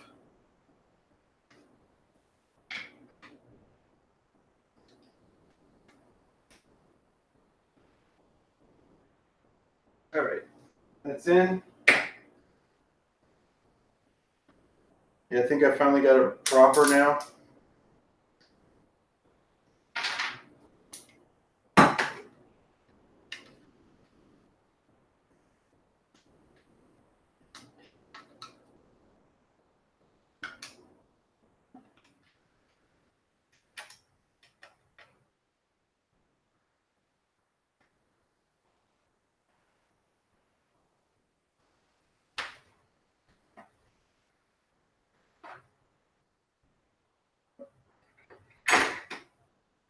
Yeah, I'd love to come to Scotland too, actually.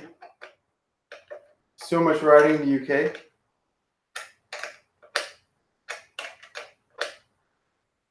Lunch break in Arizona. Nice. What's for lunch?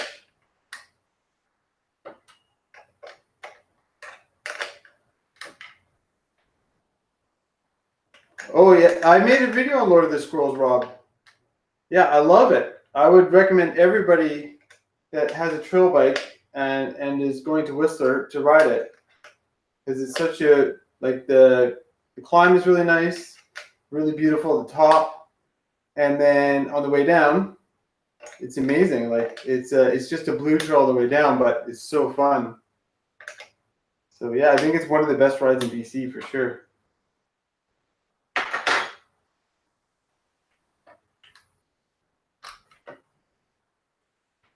Okay, brake is actually installed now.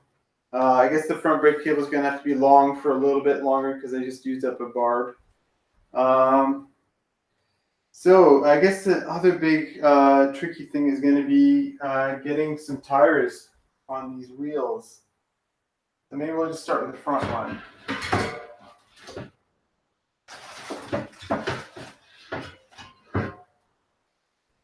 So we'll go with the Magic Mary.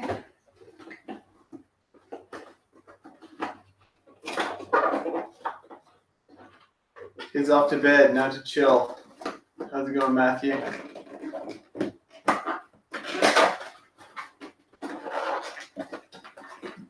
Yeah, like so the Whistler Bike Park is the most famous thing about Whistler, right? But like there's so much other good riding. And actually even the locals there, they're kind of like, oh, don't show the local trails, they're too good. Because they really are awesome. And they're free, right? Like you don't have to pay to take the lift. Yeah, I don't like mini meets at all, Lawrence. Pixie Rogue and Mischief and Squamish. Are those secret trails, Rob? Should you be talking about those?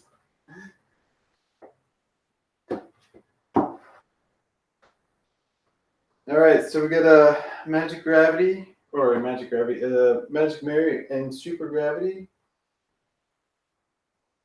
Super Gravity and Snakeskin. How does that work? I don't know what that means. All right, so they need to go on in a certain direction.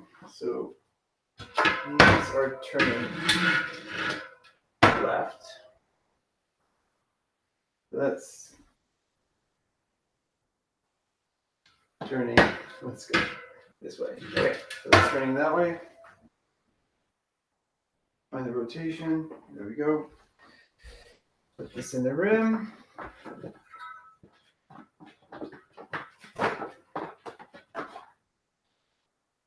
And line up the decals, of course. Maybe I just move this out of the way. Let's see what I'm doing. Oops.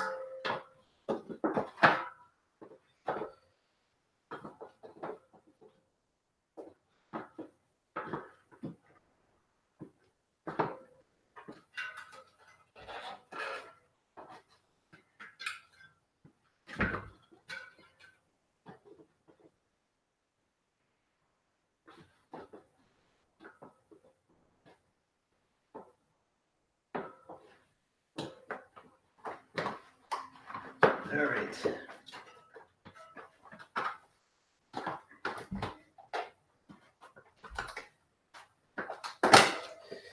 Okay, so we got one side on. I'll put this on a little bit.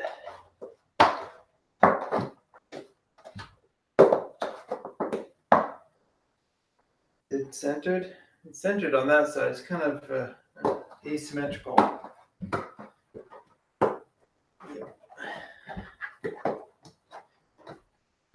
Let's get some sealant.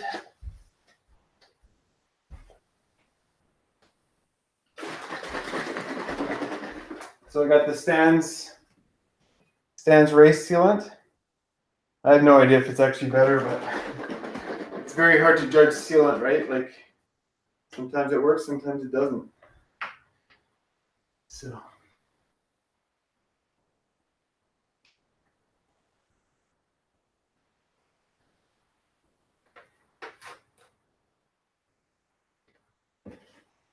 yeah, I love the instant engagement hubs for sure. Are you going to eat cereal? Hey Toast, how's it going?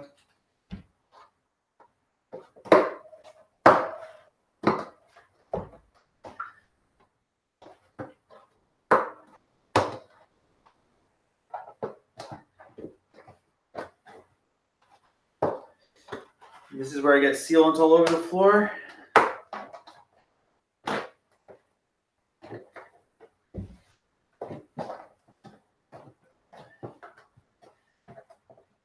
Oh, it's so stiff.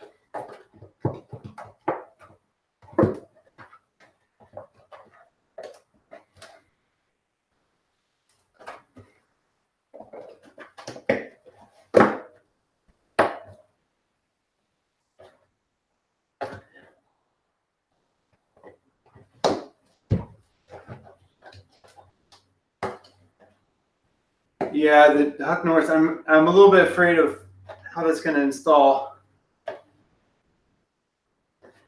All right, so that's on there now. I don't think it's going to inflate just with a pump, but we can try. I might have to use my little charger thing here. Let's see.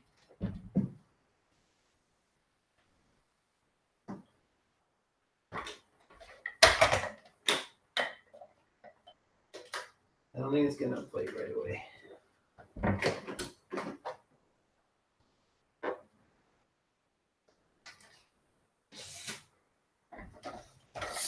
So, all right, let's get my little cheater.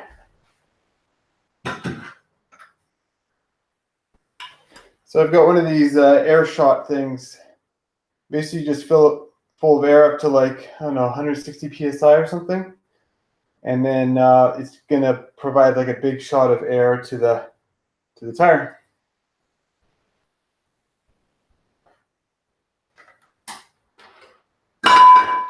And I find it works better if you take the valve core out. And so let's throw this in.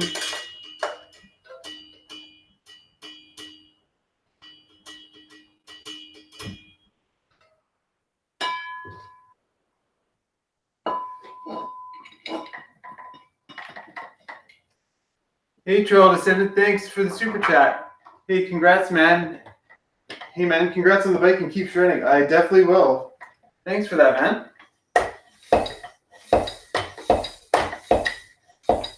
Oops, I have to actually close the valve first. There we go.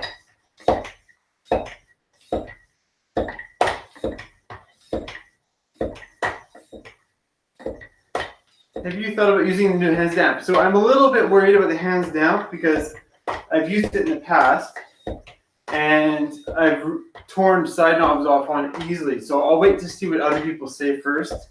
I'm sure they fixed it because that was the biggest issue with that.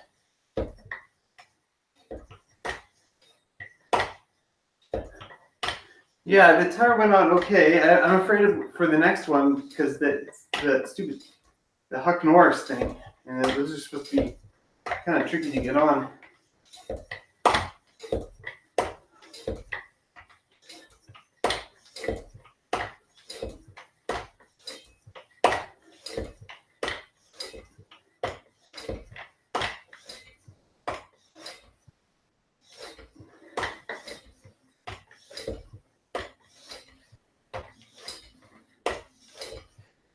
That's almost 160.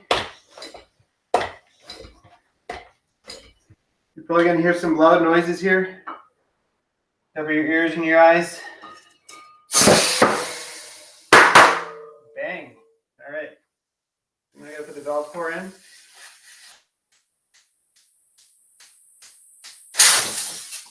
Put the valve core in. So I just covered the hole with my finger before I put the valve core in so I didn't lose all that air. And then I can just pump this up.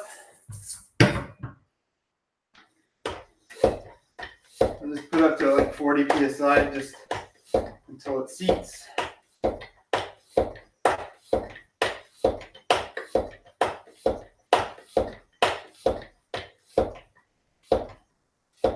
Well, I think it's already seated, but yeah, just a little extra in then. Just in case it's still sealing somewhere.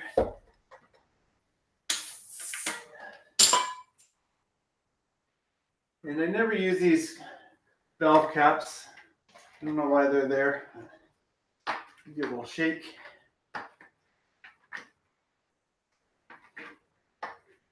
Safety squint. It's important. Okay, and then just wipe everything off because there's kind of sealant everywhere now.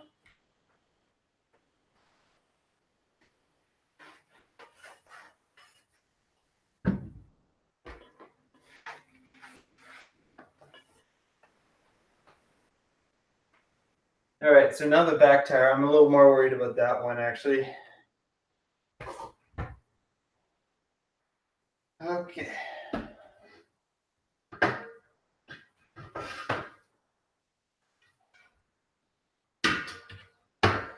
So, hey, Mountain Bike Geek, how's it going? You still in Texas?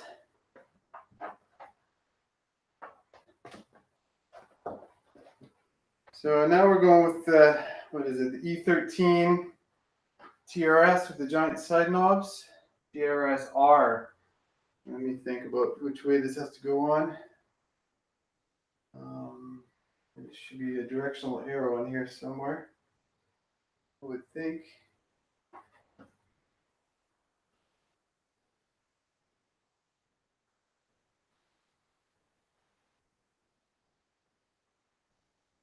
Directional arrow, where are you?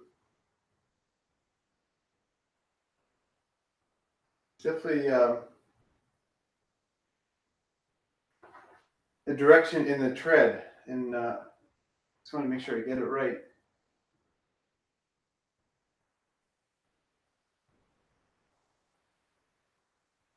Over rotation, there we go. All right, goes on like this.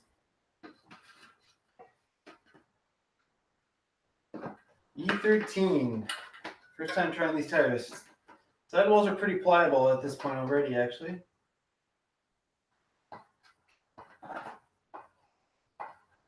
Oh, that's awesome, Mountain Bike Lakes. Hey, no problem. There's no requirement to be watching live streams, that's for sure. Mountain Bike Geek. They're supposed to be good, hey?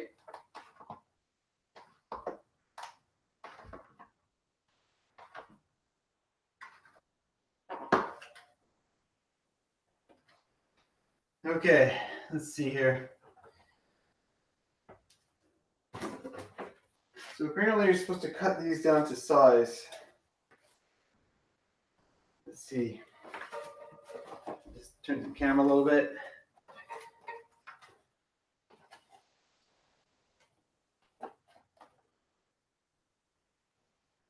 So I think I just have to cut one notch off, I think. Just don't want to mess it up.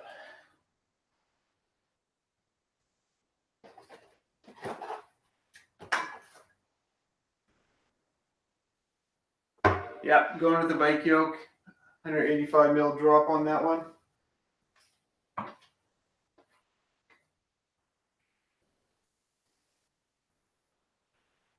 All right. Cutting this off.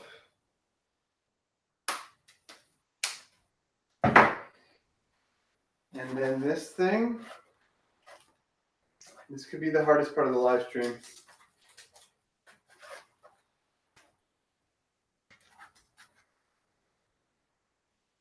A little piece of Velcro that holds it together.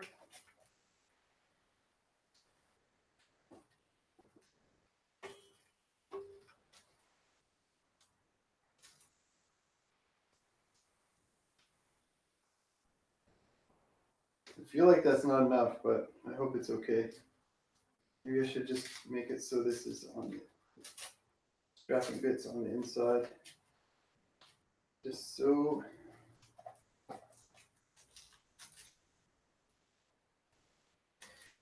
Okay. In you go.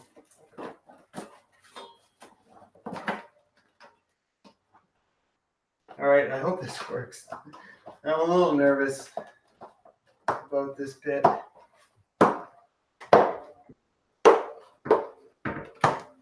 And I've heard when you get these Huck Norrises in, you don't need to use the compressor.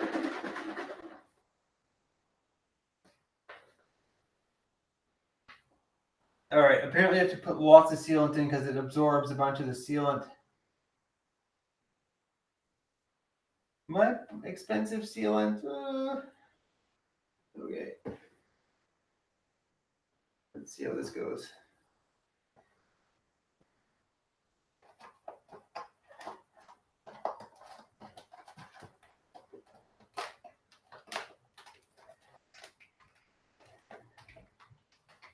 It's actually going, seems like it's going good.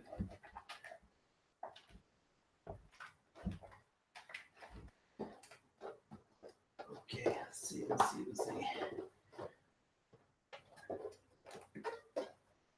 Get that to the center of the rim.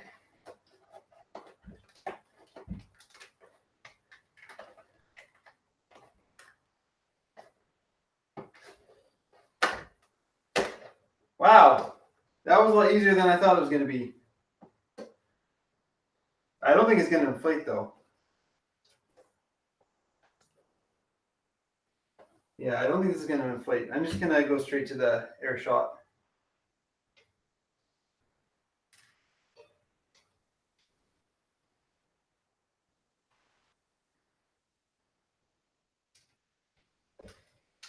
All right. This valve core out. Yeah, new rims and hubs. So yeah, I got the Noble TR33s, and then I got prototype Onyx hubs, which I'm excited to try.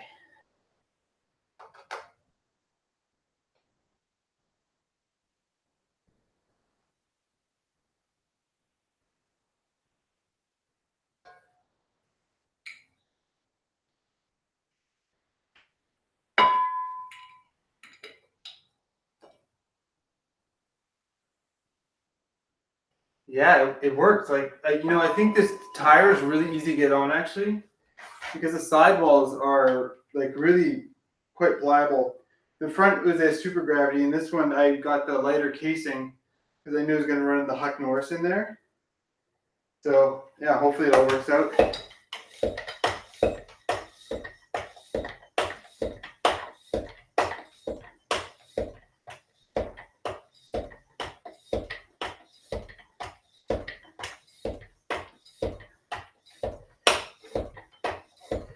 Get up to 160. Oh, the blue thing is called an air shot, and I'm putting air into it, so it's going to be up 160 psi, and then I'll release the air into the tire, and that'll give it a good shot to get the tubeless to seal.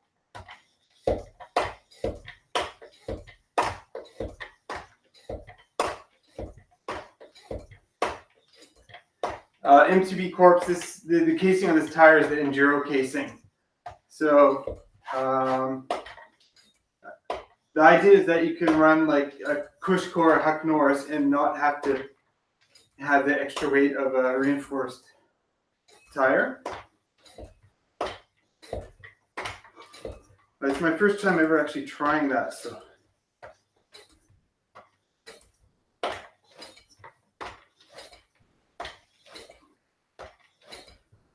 All right, we're at 160.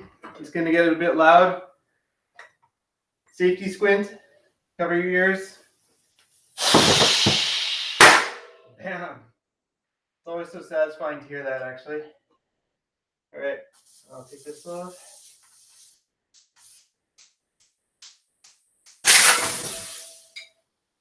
Put the core back in.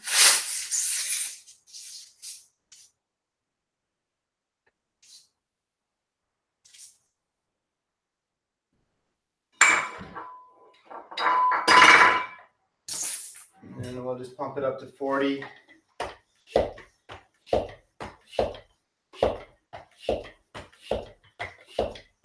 Yeah, it does work really good. And like obviously you could just buy a compressor, but I like this one. I like the air shot just because I can travel with it and I don't need like a power source to use it. So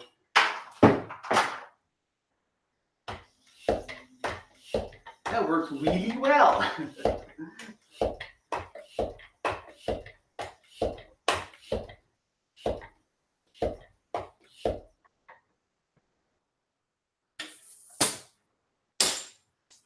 So that's at 40 psi. Cool. Yeah, I've definitely got a little bit of sealant on the floor here, but it's not too bad. And I'll just wipe it up a bit.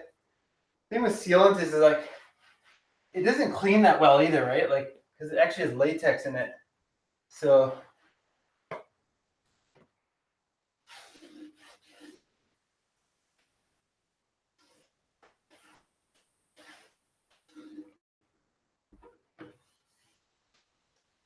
just clean off the sealant from the rim. Because once it dries up, it gets hard to remove. So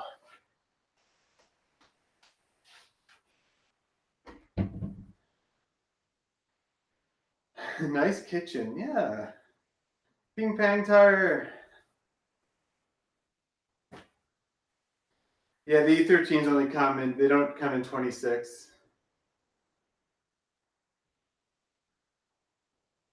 Did you try the Hightower LT? I do like 29, but I also like 650. I had considered the LT. It was just I thought, like, for the kind of riding I do, like a lot of racing, it wasn't long enough.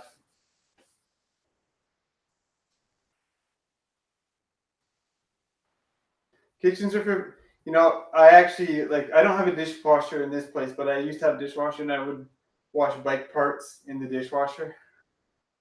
So, all right, let's put that cassette on now. So, yeah, as you guys saw, I've got the Shimano derailleur, but I'm going to put on a SRAM cassette. And I'm not going Eagle, I'm just going to stick with 11 speed just because it's cheaper and lighter.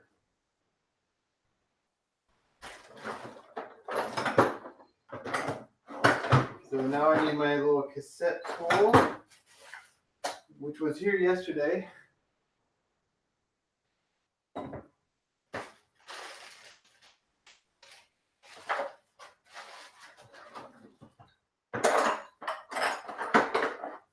Which was here yesterday.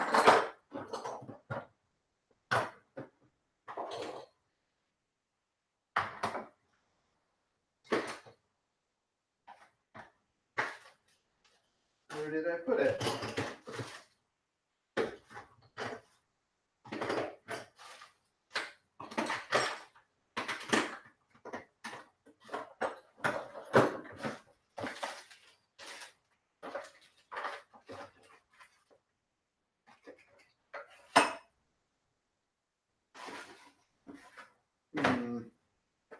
Kind of important to the whole process.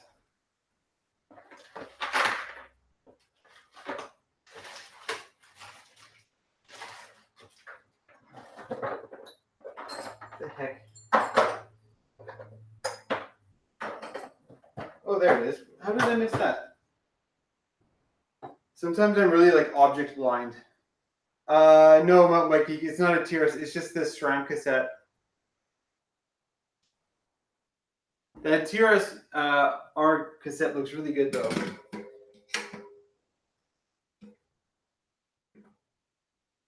Let's see.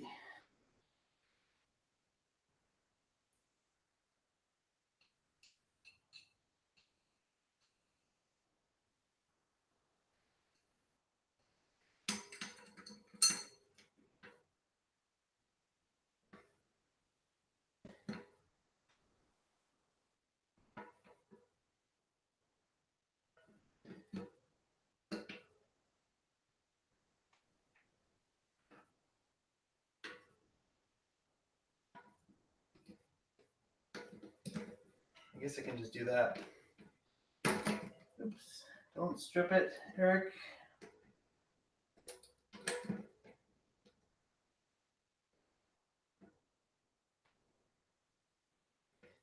Okay, that should be good.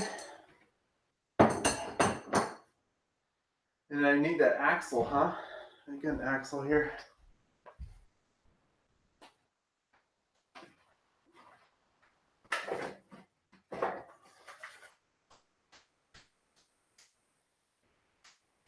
Santa Cruz bikes always come with these like little bags full of goodies and little like frame protective sheets. And what else you got in here? Oh, they came with an extra derailleur hanger. That's pretty cool. In this bag, yeah. What else is in here? Oh, so I probably should have put these in the frame before I put that hose through. Oh, that's good. I found this. All right. So I guess we can put that tire on.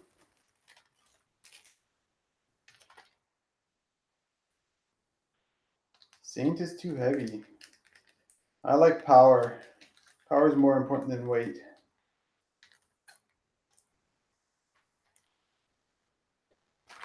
All right, so maybe we're gonna do these little grommet things first. It's a good thing I got this little bag out.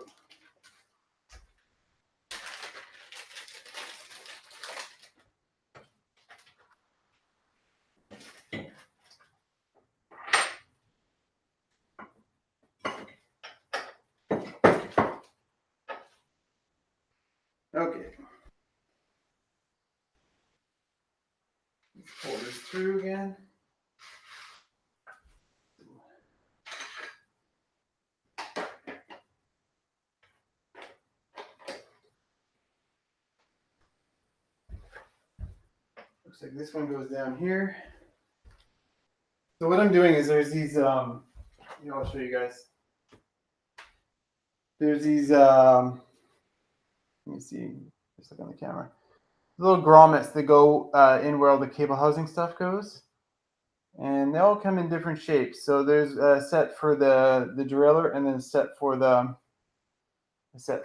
dropper cable. I'm just going to put those in. And they can be a little tricky to put in, actually. So let's see.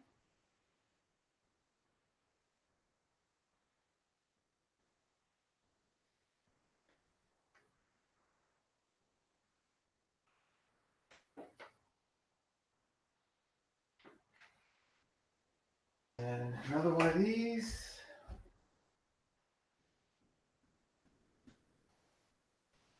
That there.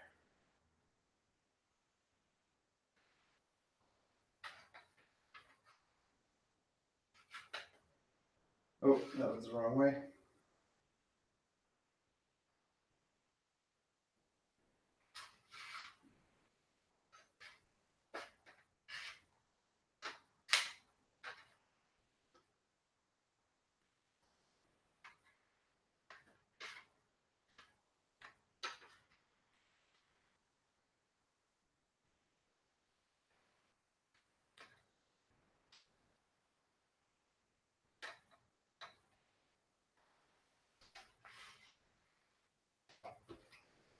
Make sure this cable is the right length. Wow.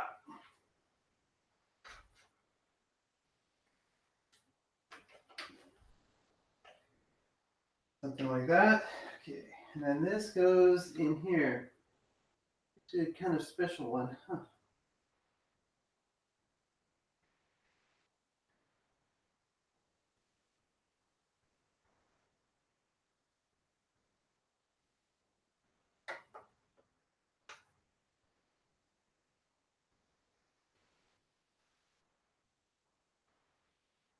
Oh, these are so annoying to put in.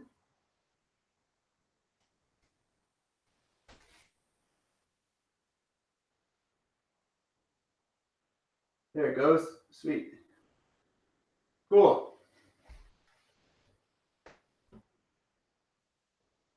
And then just the top one.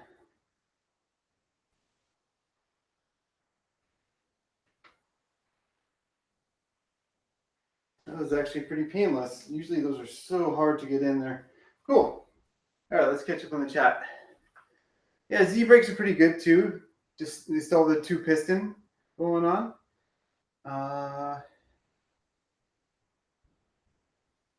Home mechanic for life. Yeah, I like wrenching in my own stuff. I don't like paying people to do stuff, and often you pay people. Polish guy with hard to spell name. I do it myself.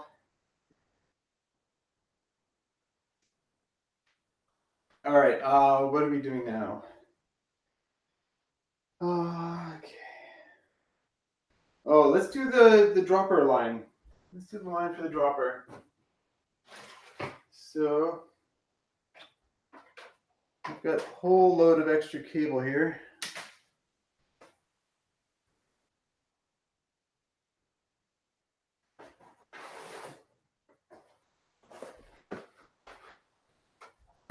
I've got like this mechanics box of shift cable. I'm just gonna go from like here. Don't want to cut too much. Just save a little.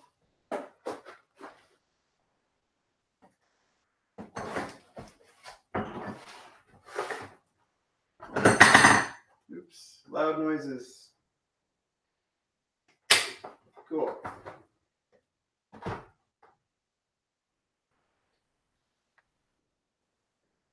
Do I ever get angry doing bike mechanic things? Yes, I do.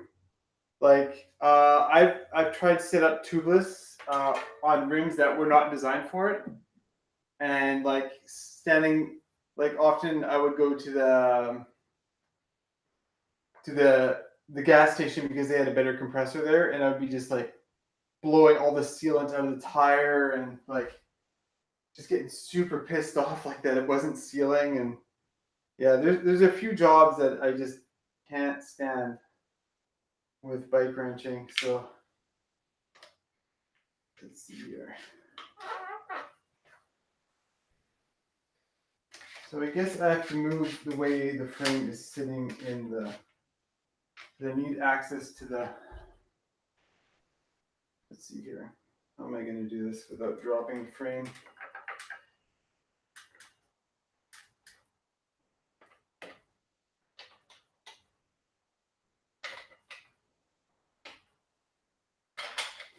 I say I need access to the inside of the seat tube.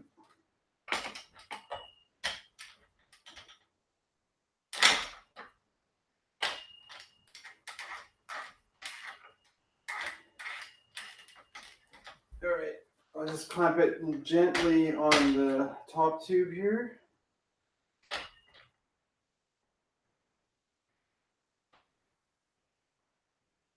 I've built a few bikes, Mike, definitely. Oh yeah, brake bleeds can be super frustrating as well. But I just saw a video that Santa Cruz Syndicate just put out about how they bleed their Shimano stuff. And it's just like a gravity bleed. Like they just let the gravity or the fluid flow through the brake and out the caliper. Whereas normally you'd be using a syringe to push the fluid up from the caliper to the lever. So I want to try that out next time. But I think in this case I just have to bleed the lever after changing the line. All right, let's take that post out.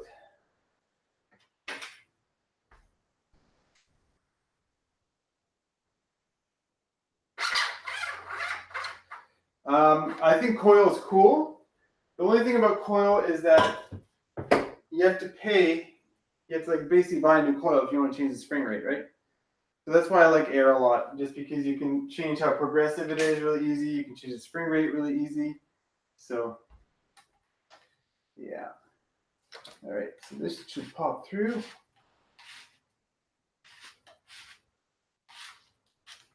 Oh man, that's so nice.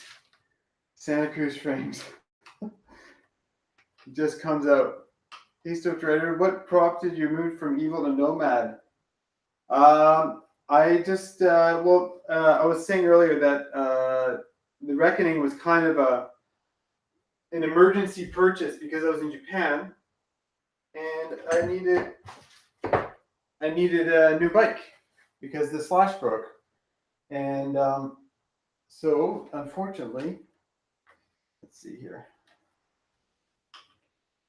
So unfortunately, the Reckoning was my only option, and it's a good bike. It's just it's not really exactly what I want. And the other thing is I want a really reliable bike. So Santa Cruz is really reliable, and so that's why I went for it.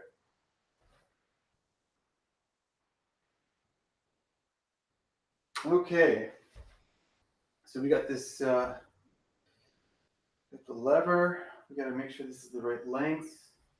This is always a little bit tricky to do. Let's see. How am I going to do this? So we need that. We need a brake or a cable. Where's the cable? Oh.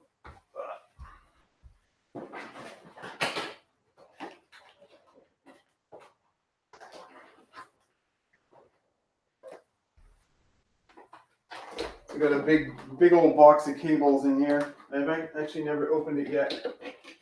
So let's open it. I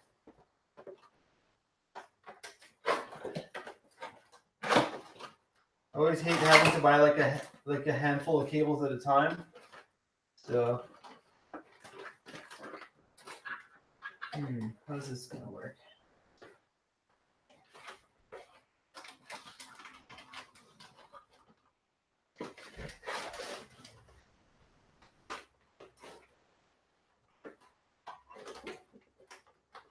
Maybe I'm just gonna pull one out and just not deal with the whole setup. All right.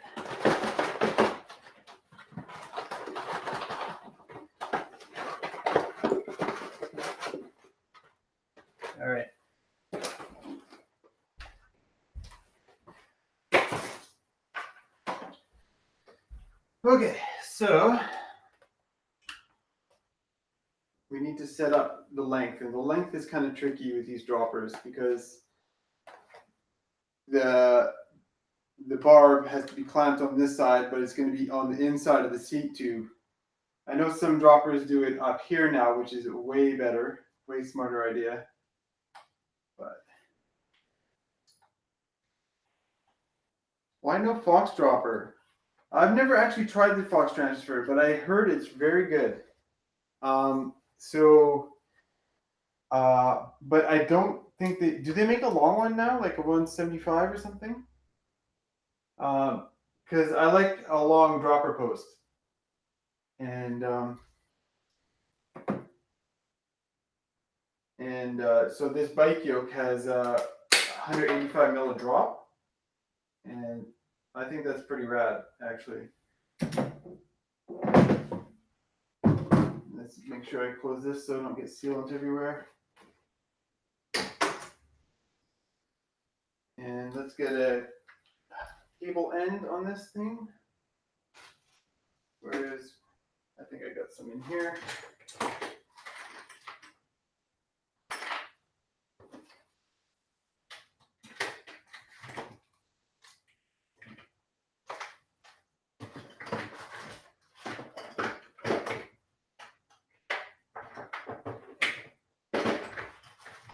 Oh yeah, there they are. Hundreds of them. All right. We tend to collect them. So Alphys Gaming, the hopes, they seem good, but I saw that Ryan, the Lone Ranger, he's kind of complaining that his are a bit kind of squeaky. Have you found that yours are squeaky?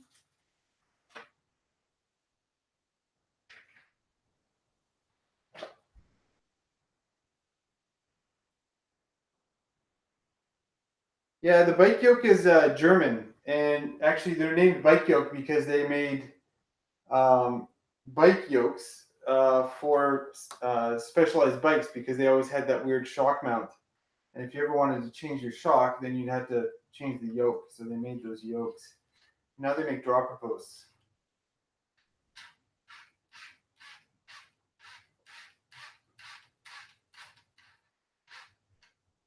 Okay, so how are we going to do this? Let me think about this.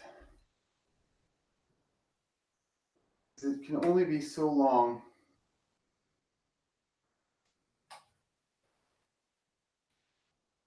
It can only be so long. Let me see.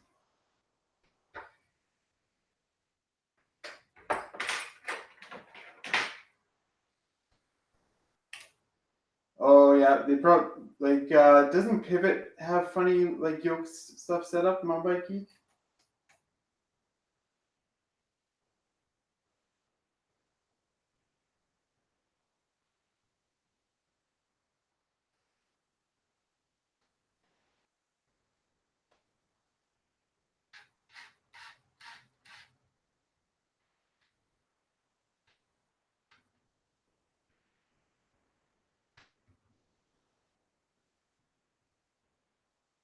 Gotcha. Yeah. Okay, let's see how this is supposed to work. I think I'm gonna pull this through. Let's go like this. Pull this through.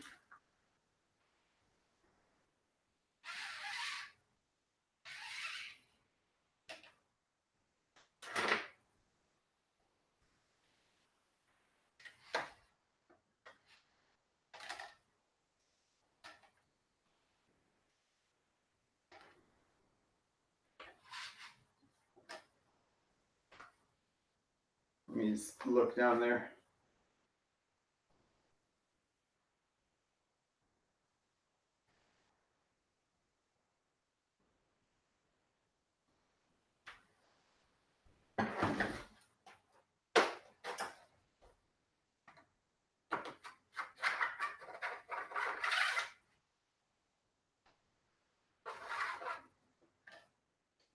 I don't know exactly how long I need this, but I'm gonna guess maybe a little longer.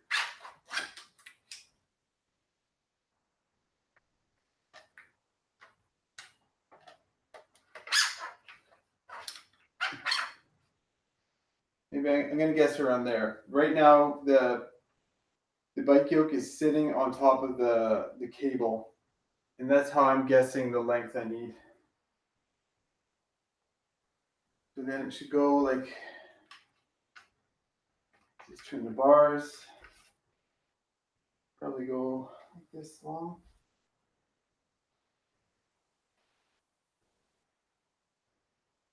Something like that. Okay. Quinn, you're right. You're right. But sometimes it's hard to measure because it's like inside my seat tube. So, yeah. Plus, I have a lot of extra brake cable, so if I, or shift cable, so if I mess this up, I can do it again. Okay.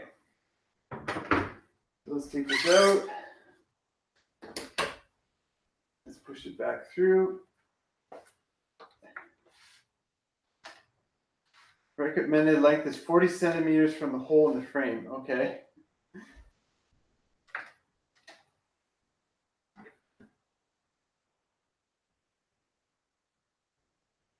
I already cut it, so let's see if I got that 40 centimeters eyeballs correctly. Okay.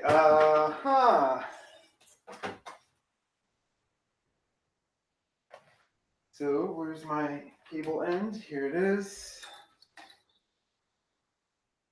And then we'll put the line through.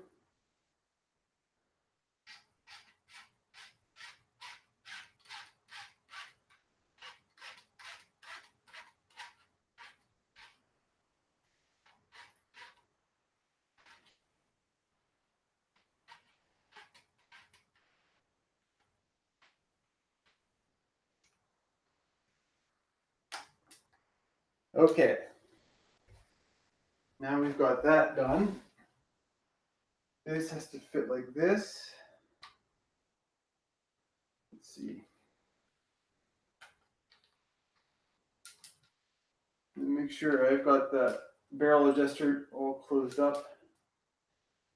Backed all the way out. Oh man, it's stuck. No, why are you stuck?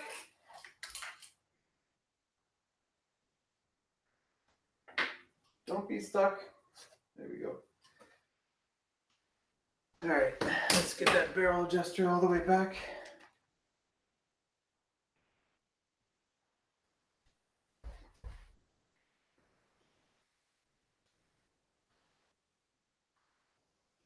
Okay, put this on again.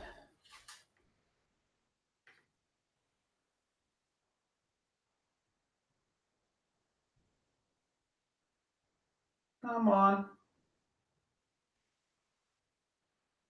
Through the hole, please. There we go. Daily mountain bike rider. How's it going, Josh?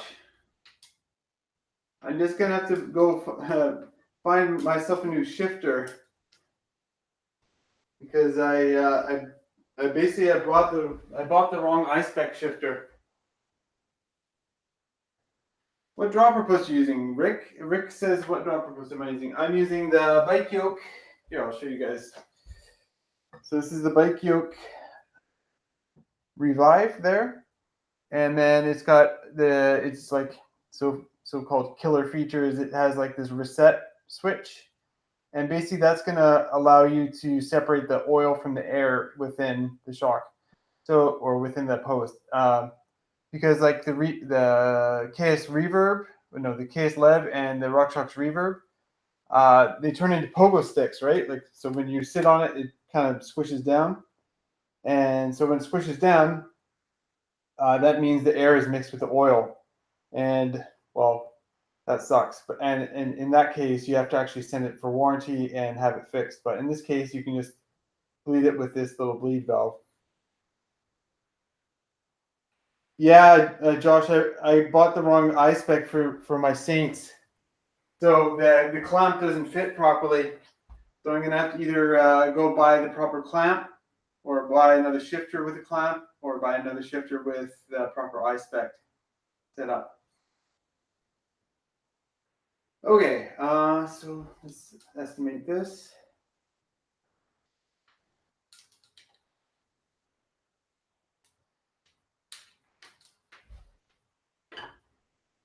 Make sure this is tight.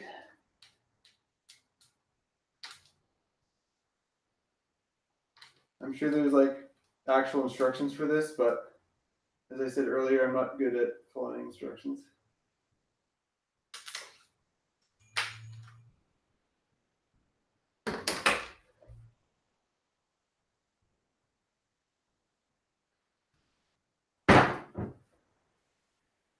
I do recommend that saddle, but obviously saddles are very personal items. So like everybody's butt is different, right? So you just gotta try a saddle and find a saddle that works for you. This one happens to work for me, and it's the Tioga Outland Spider saddle.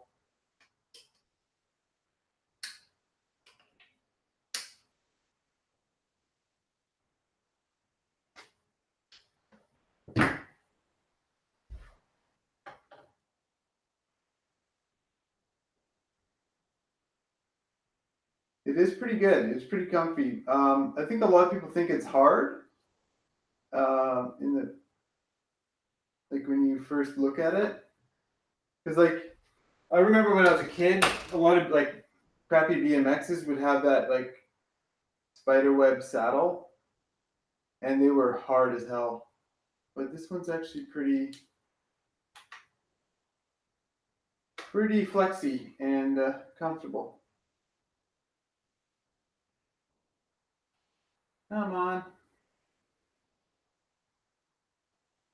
This is always so tricky.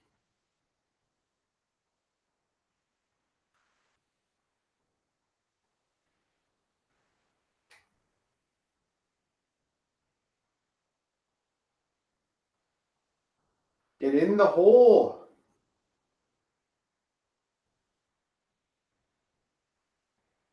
Maybe I'm going to try this from a different method. Let's try putting it on and pushing through.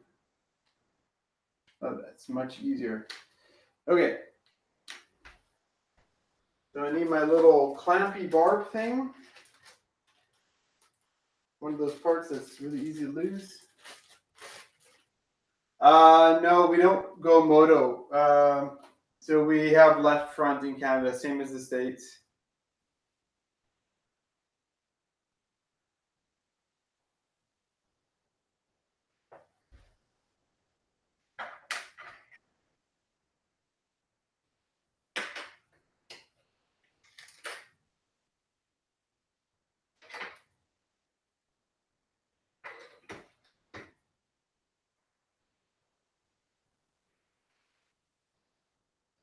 Yeah, I'm not.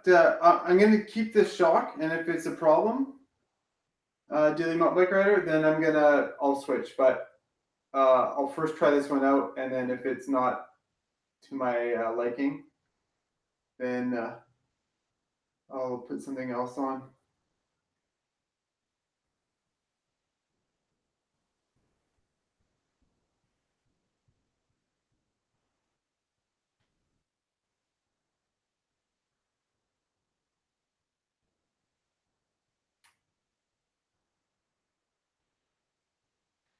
Okay. I can't believe is it actually 177 people in here? He's crazy. Thanks everybody for watching. It seems so unreal to me. I couldn't imagine standing in front of 177 people and talking.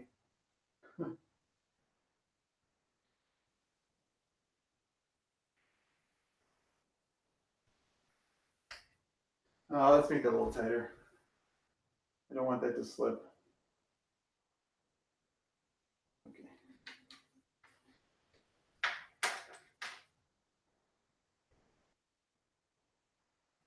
Yeah, the Reckoning is definitely a good bike.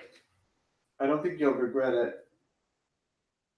Okay, let's get this thing off. Let's get this dropper post in action. Oh, wrong side. Let's go with this.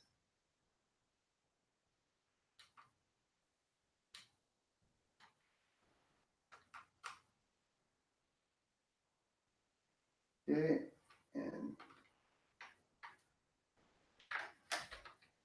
pull this through. Who's my favorite YouTuber? I think I like Seth's bike hacks a lot, actually. He's really knows how to make a good video. He's a great storyteller.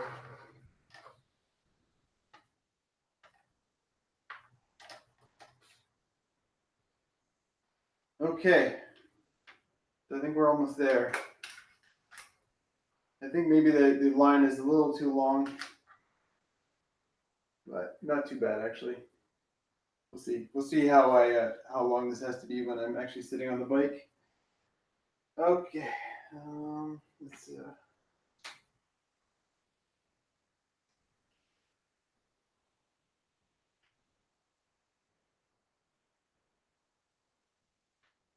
just say to yourself, I'm not that. I don't have that big an ego to say me. That's for sure. No, there's definitely some better guys out there. Sorry, made noises again.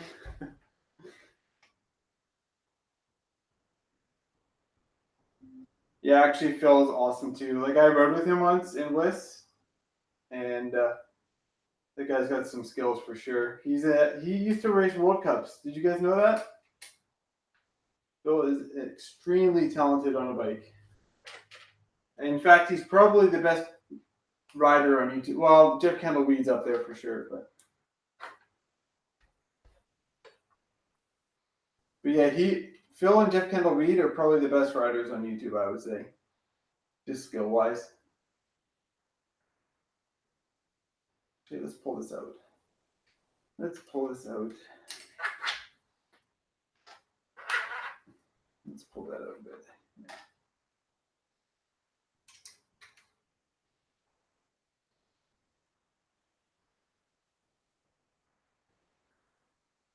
Yeah, Jordan Boostmaster is like OG. Like he's one of the original guys that started making videos. And he told me that he actually had a channel before Jordan Boostmaster, which I thought was quite interesting.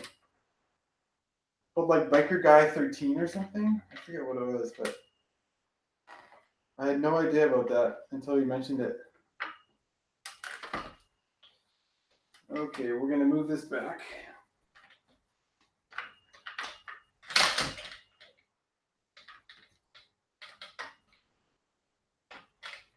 Oh yeah, the Trail Peak guys are really, yeah, those guys are legit for sure.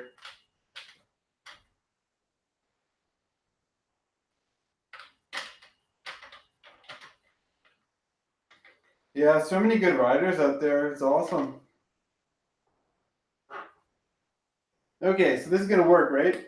Oh, it feels really tight. Oh, there it goes. Nope. Is that too tight? It might be too tight. Shit.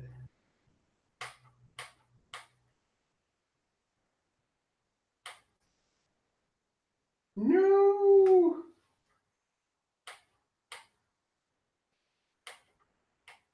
What can I do? What's my course of action here? Okay. I have to take it off again.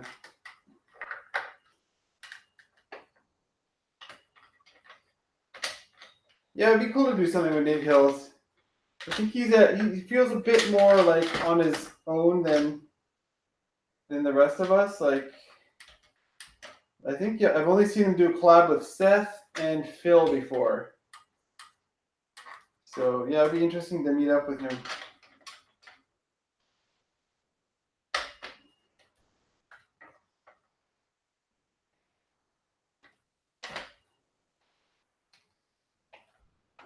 Cut your bars down to 640s. I like my 800 mil bars. All right, I have to adjust this. it didn't go perfect.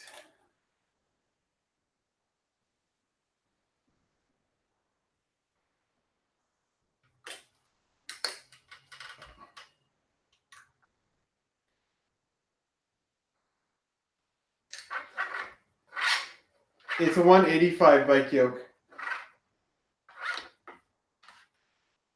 185. In this case, it's like the length is good here now. So maybe I just have to shift the cable around. Let me see.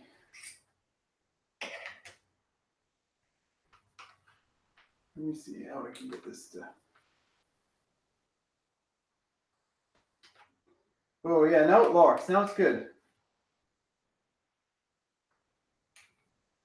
So maybe it's just the cable was kind of binding in the frame or something. Yeah, I'll just put it back in.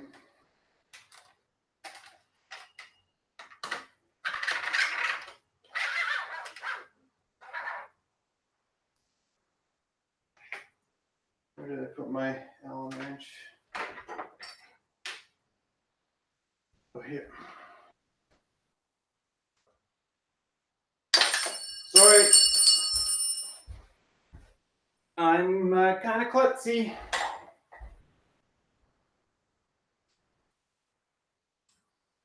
Think the seat post is too tight? I don't think so. Let's try it again. There's still play there. Yeah, it works now. I guess it was just kind of, I feel like it was binding in the frame maybe.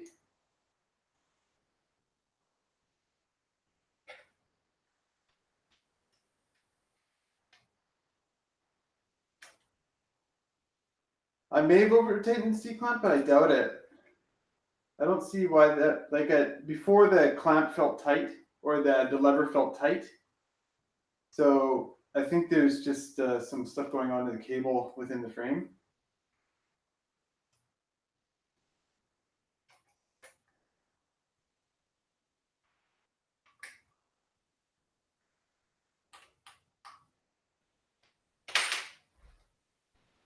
Yeah, let's try that again.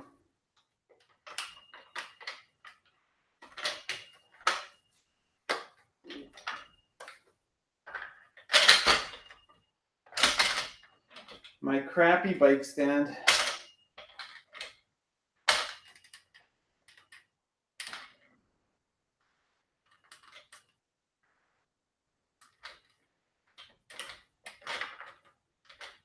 What time is it in Canada? Yeah, what time is it in Canada?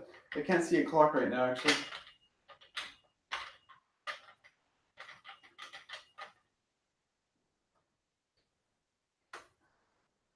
Yeah, it feels way better now. That's a lot better. There we go. Cool. So that's good. So I guess we can put the rear wheel on.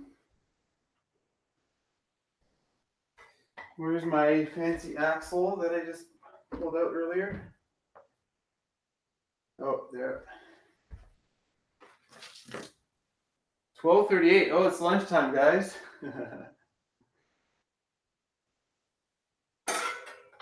All right, so this probably needs to get loose.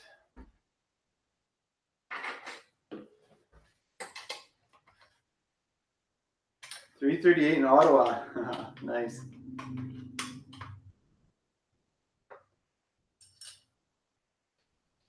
Okay.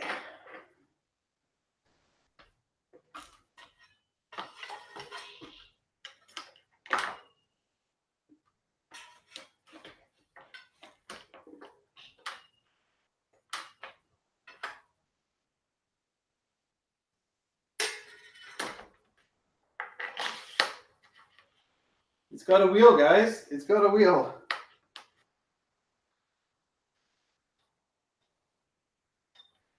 Cool.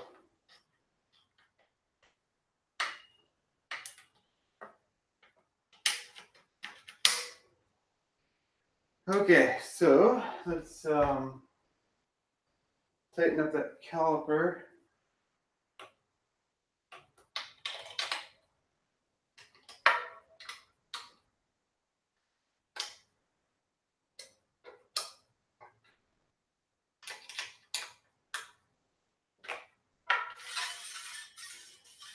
And it's dragging. Okay, so I'm just gonna do a quick bleed of the lever there. So we need a little Allen key for the top cap. Let's see here. Now it only looks half naked. Yeah. Yeah, Jeff Kennel-Weed only needs a rear wheel. I need 2 wheels, unfortunately, guys. 9:40 p.m. Where are you from again, Enduro Force?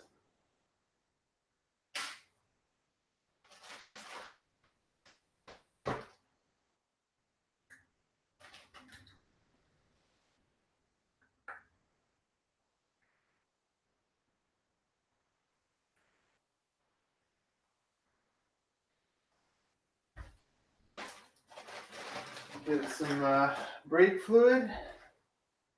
Yeah, the Nobles are sweet. And just put a little bit in there just to get the air out.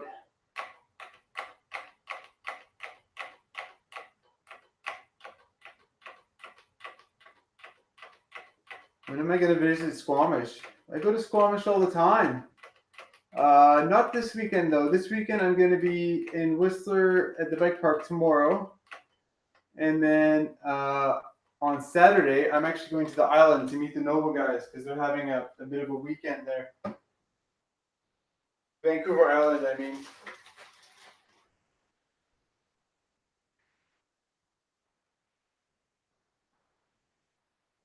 $10.41 in Romania. $7.40 in New Zealand. Oh, yeah. That's awesome. Oops, I just dropped something into the sink. The sink is kind of like a scary thing because I could lose some stuff. Hey Rob, yeah, I do have a normal job. I took the day off to be able to do this bike build. And yeah, luckily I'm able to, at my work, they call them floaters. So I took a floater today just so I could do this.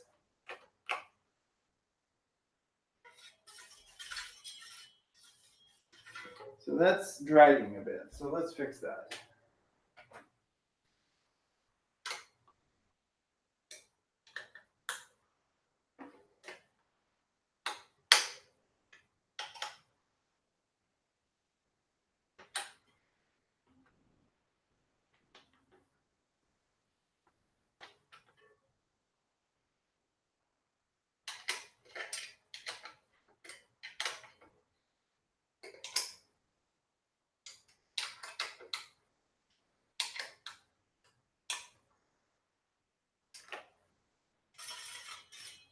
Still not great.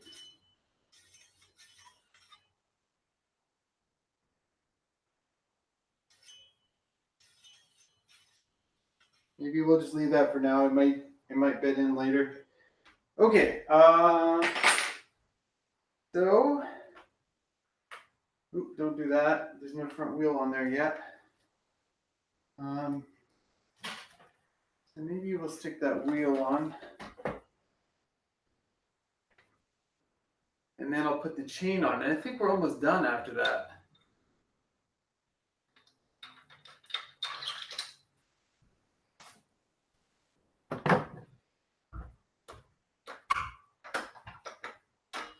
And then after the chain, I'll have to go buy myself some kind of way to shift my derailleur.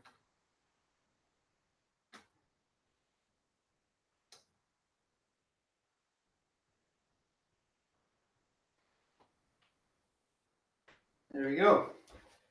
It's got 2 wheels, guys. Sick. Do just the Brakes are the worst inventions ever.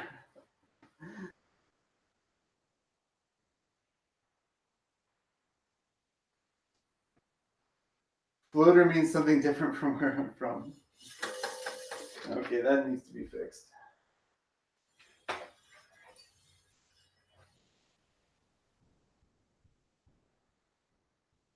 Are they doing a May 24 event this weekend? I think they're just having like a get together. Nah, shifters are overrated. Yeah, I could just run at single speed. What do you think?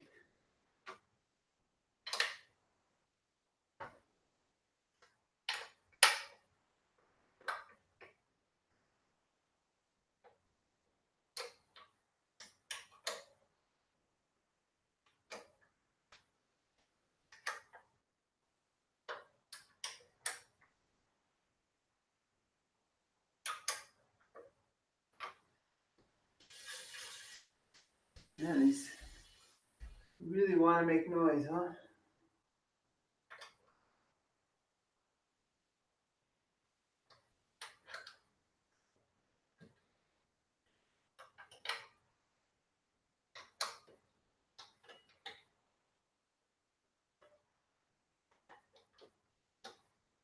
I do have like a tool for this actually. Let's try without the tool first.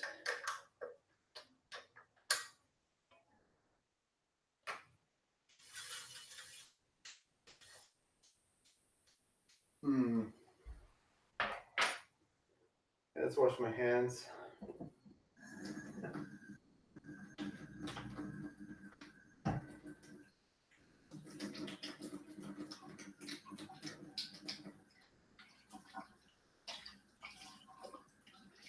Yeah, the front is a Magic Mary.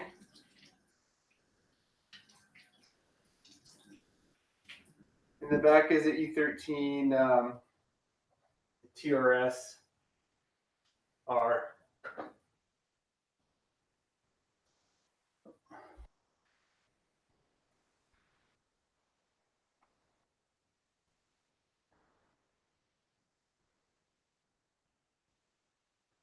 So I actually have a tool, especially for this brake alignment issue. I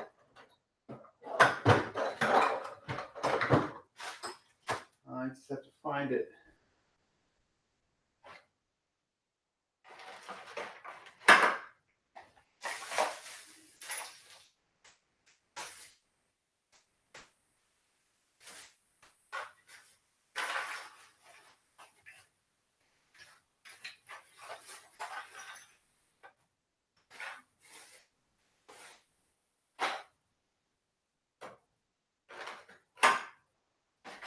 Oh, where is that thing?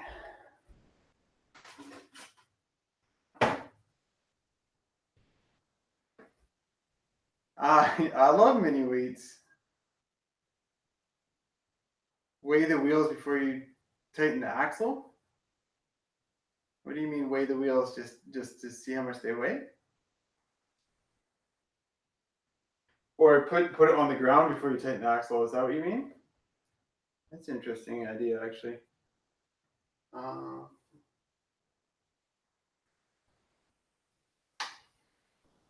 It's 170 up front.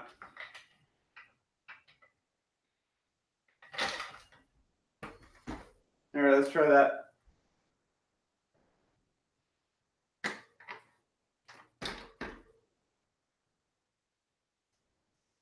I haven't heard of that trick before, actually. But let's do the back too.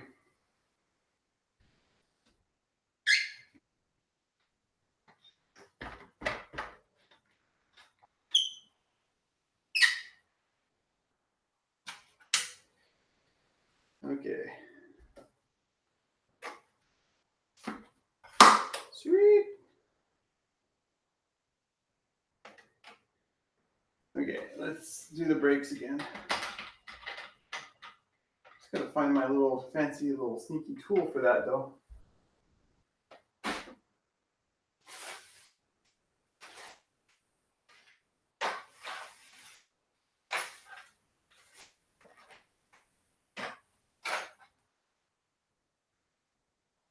which was here at one point.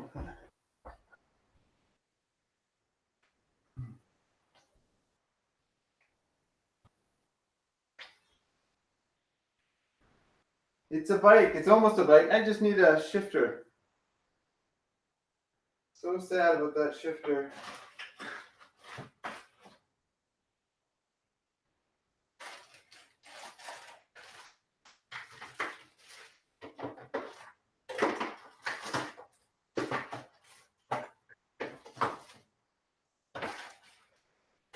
Where's that tool? Basically, it was a tool to allow me. Oh, here it is. There we go. So this is something I got in Japan. I'd never seen in North America before. Maybe you guys have seen it. You know, I didn't fall in the sink. So here, I'll show you.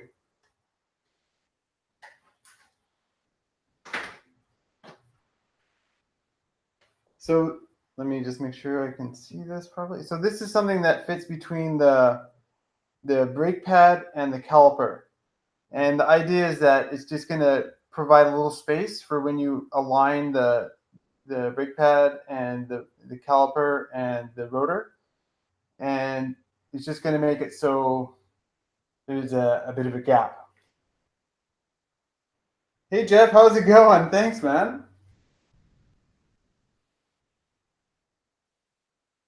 So now I got to kind of fish this thing in there. Thanks for joining the live stream, Jeff. We were just talking about you, actually. We're trying to figure out who's a better ride, you or Skills with Phil. And I feel like it would be a pretty epic game of bike if you guys ever did that.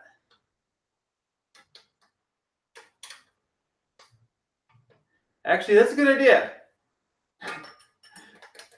Jeff, you should do a game of bike with Skills with Phil. That'd be pretty amazing.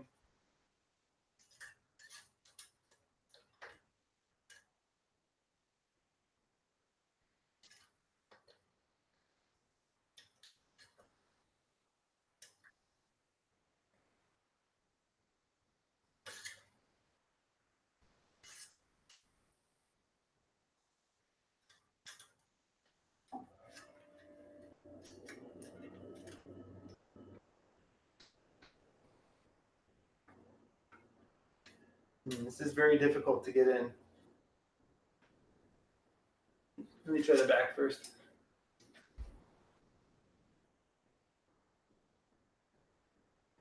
It is a competition. The internet needs to know.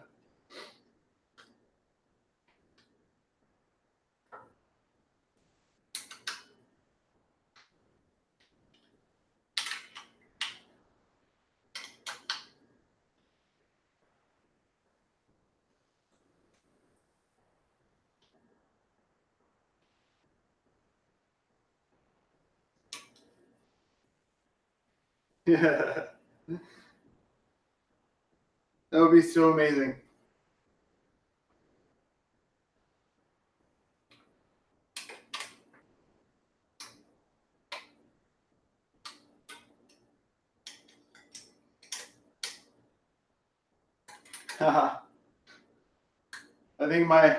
I think Jeff is going to win that game easily, Fred. Maybe my only advantage. No, I have no advantage. Jeff is going to win that game.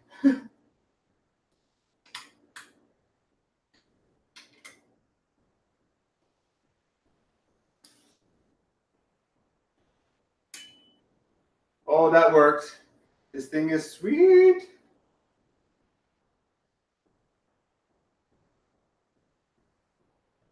I have to get it to fit in the front.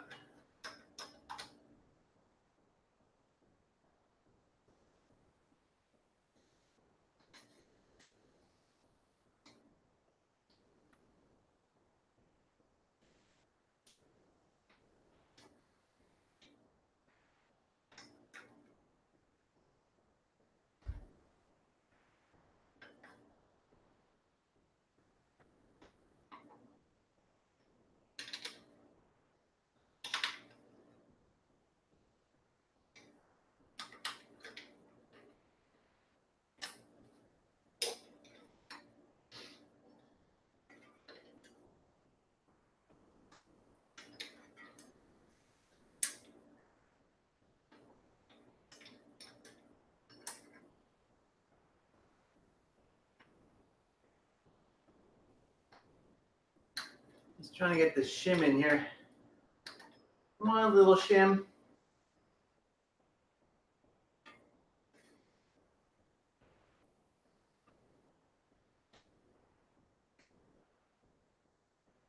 Yeah, that's a good idea, mountain bike geek.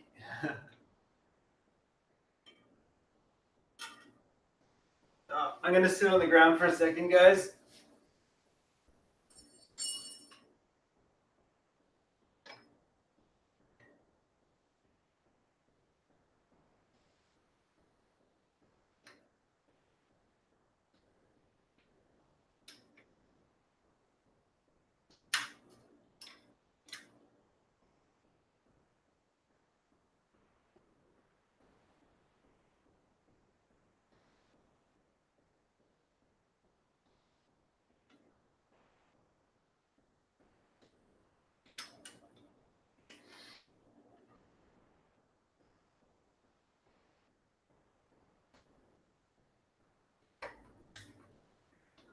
It's not going in.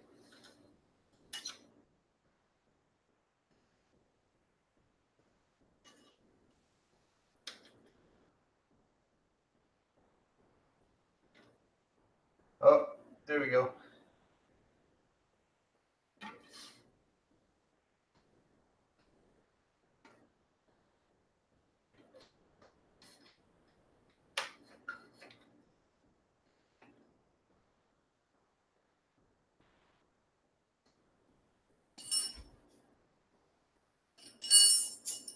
Yeah, I don't want to take the wheel off and push the pistons back because I don't want to deal with the lever. I got it in now.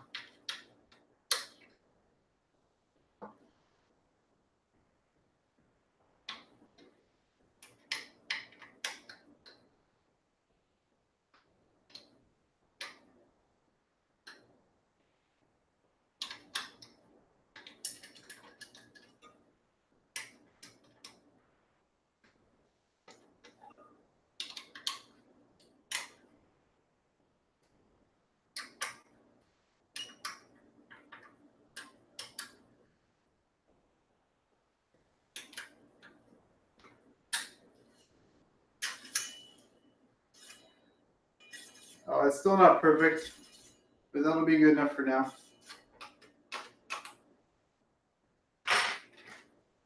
Cool. I think it's almost done, guys.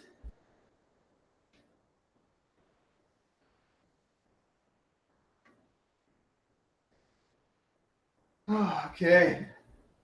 I can't believe there's 180 people watching. This is crazy. Does it actually say 180 people for you guys?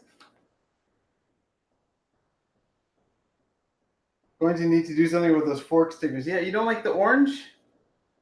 I'm not too bothered about matchy, but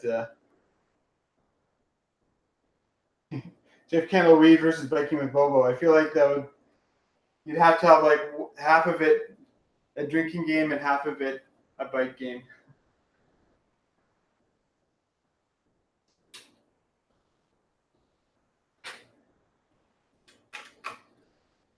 Oh yeah, let's put the chain on. Forgot about that.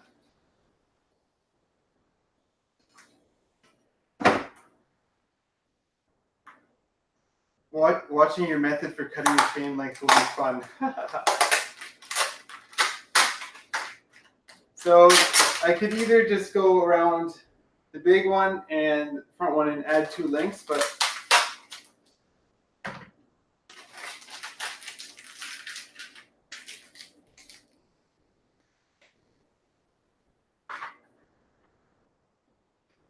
nice greasy chain. But I think I like to do take all the air out of the suspension and then actually measure it properly, because every bike has different chain growth, right? So let's do that.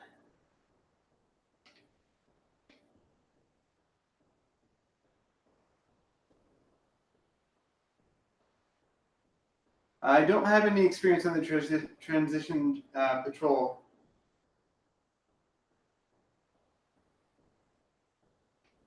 All right, air's coming out.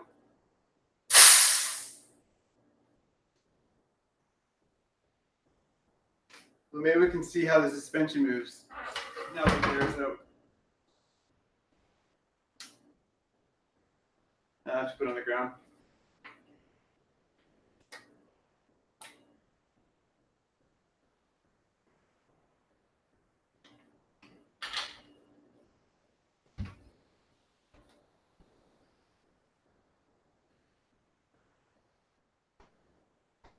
Doesn't return very fast now.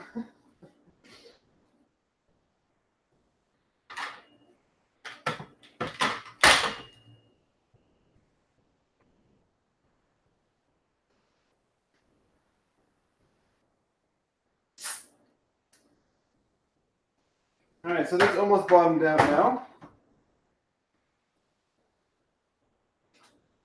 So, can you still see what I'm doing here? Let's see. Maybe I can angle it a little bit.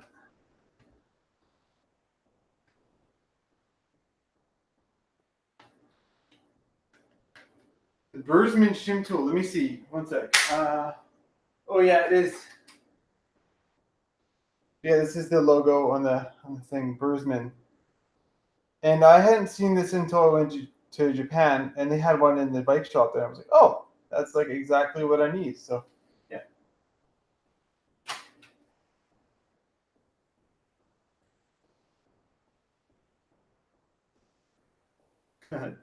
Kitchen tools for the chain cut.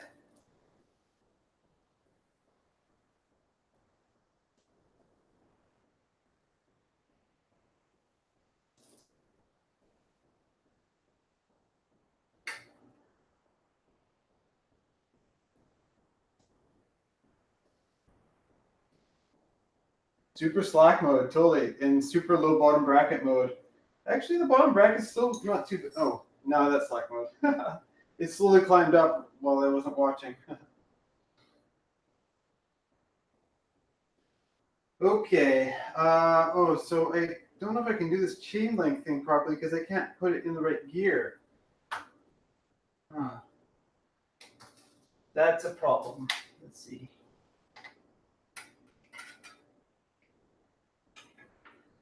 Maybe I can just hold it in gear.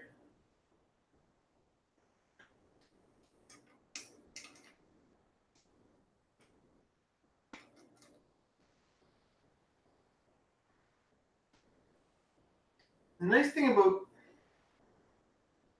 the SRAM ones is you have like that lock pin that you can push it through.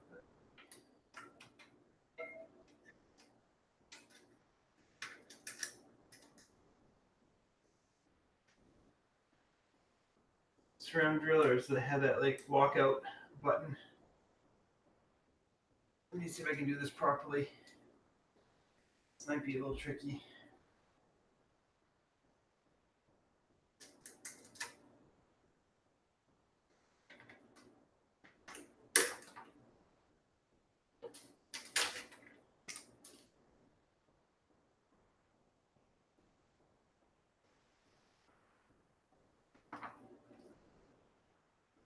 Oh, it's actually here. Ow.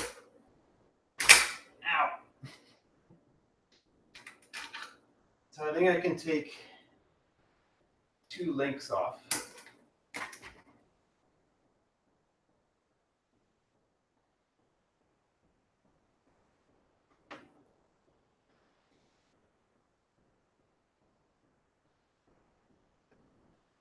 All right, 2 links. Grab my chain tool.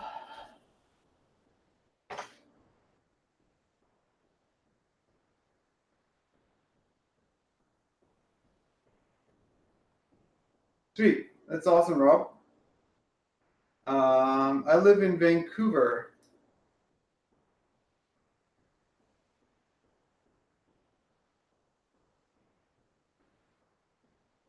Yeah, the lockout on the SRAM drillers is nice, huh?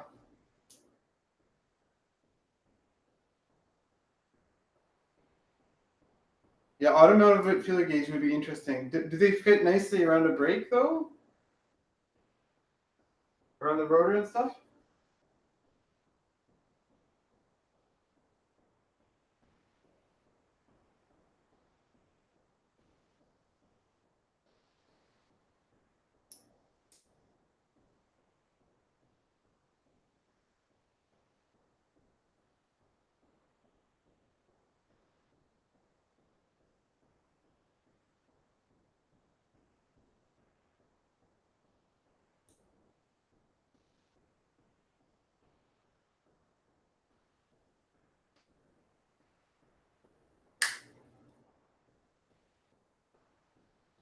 breaking the chain with my kitchen tools.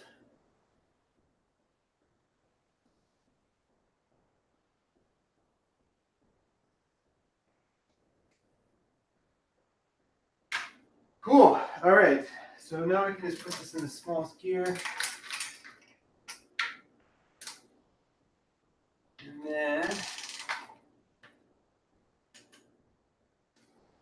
where did I put those? Oh, there they are.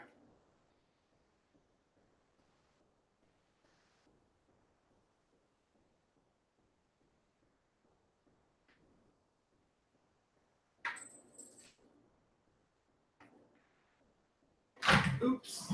Oh.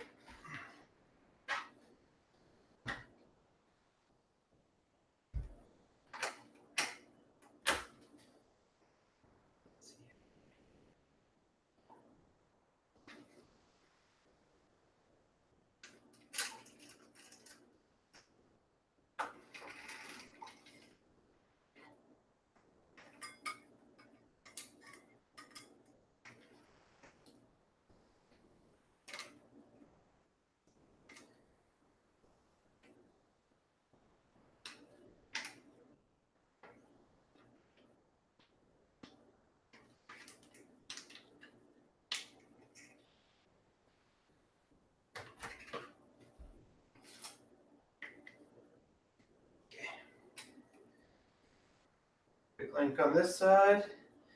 And click on the other side.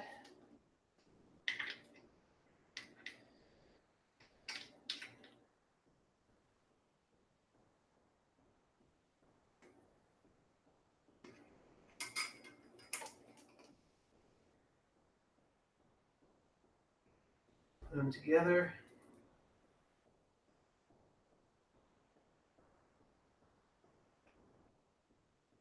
Oops.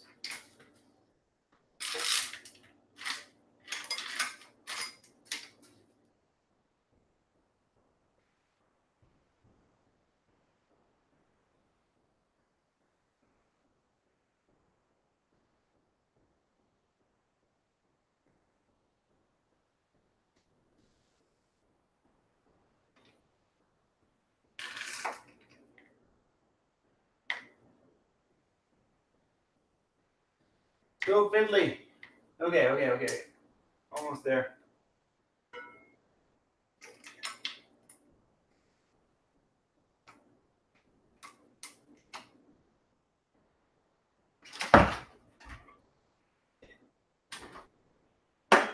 All right, it's got a chain now.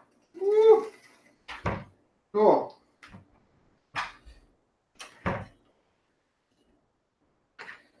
Yeah.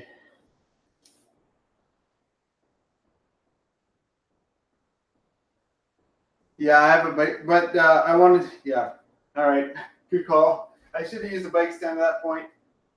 Let's put some air back in the shock.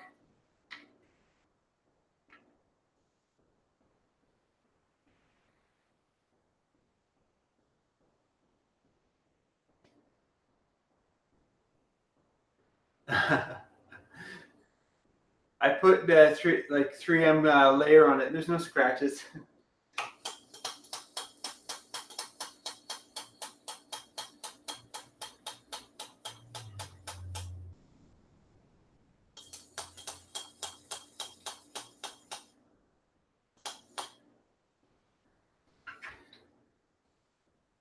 Just cycle it so the air goes into the negative chamber.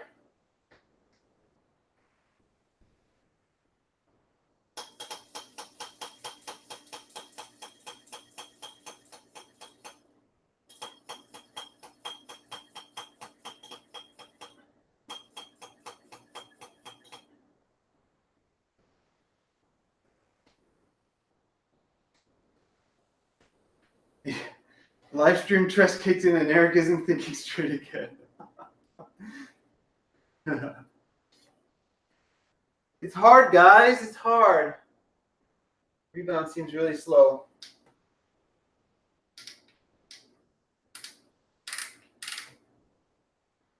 Oh, there's not much adjustment in the rebound there.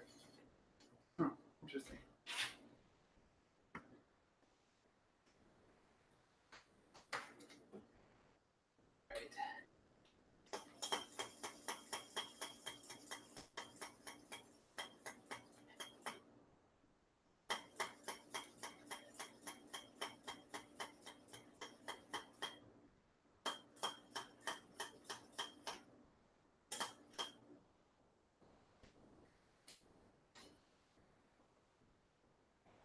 And just going to do a quick sag setup here. Just leaning against my fridge.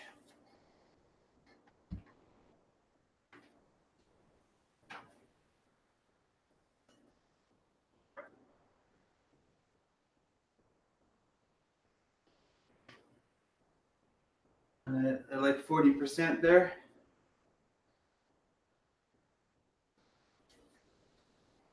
There is a bit of like a squishy sound, Graham, when you squeeze it.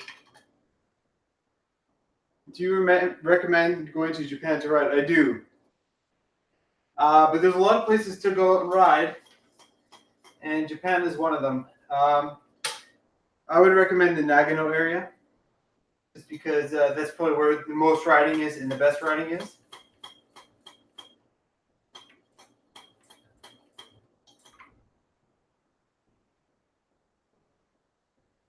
The Evil is going to be sold.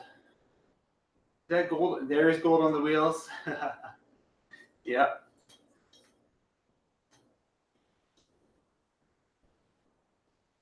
All right, let's check the sag again.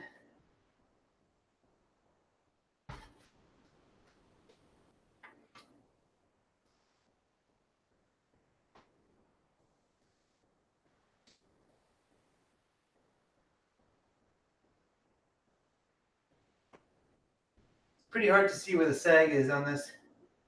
Yeah, it looks like I got to go a little bit more. Yeah, I'm gonna put. I usually put Gorilla Tape around my cables so they're not slopping around. Someone earlier suggested I do shrink wrap, and that's a nice idea too. It's just I'd like to have like a tape on there, just in case I need to use it out on the trail or something like that. So I'm at 190 psi here.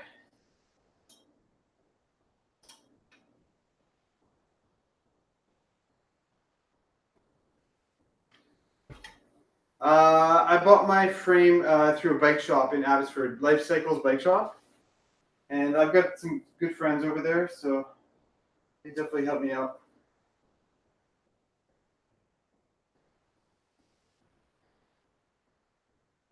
So maybe that's like 27% sag, which I'm gonna stick with for now. I may be a little heavier with like water in my back or whatever. Kitchen Enduro shock settings are always a few clicks slow. Yeah, that's right, Nismo Mike.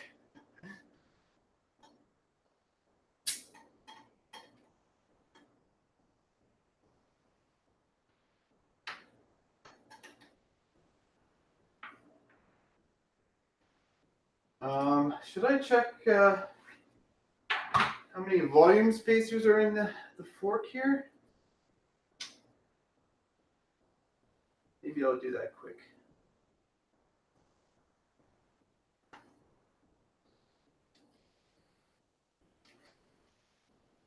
Yeah, it definitely makes like a little squeak, squeak, squish, squish. Yeah. It sounds right. Okay.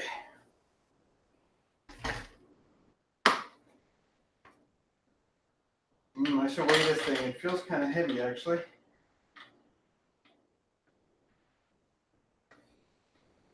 Okay. So what was I gonna do? Oh yeah, the fork.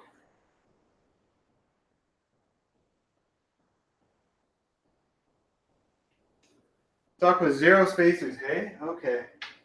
Well, on my last one I ran 3. So let's see. And there's definitely some came in the box. There's definitely some in the box, so I may add them. Just need a big old socket. Anybody remember what size it is?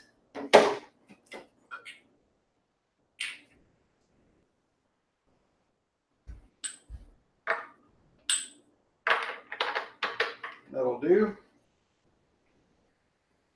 32 millimeters.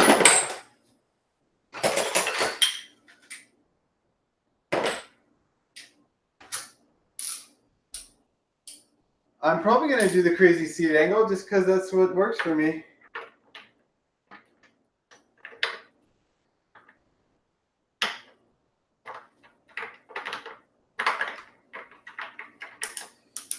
Let's see if I can do this without messing up the paint.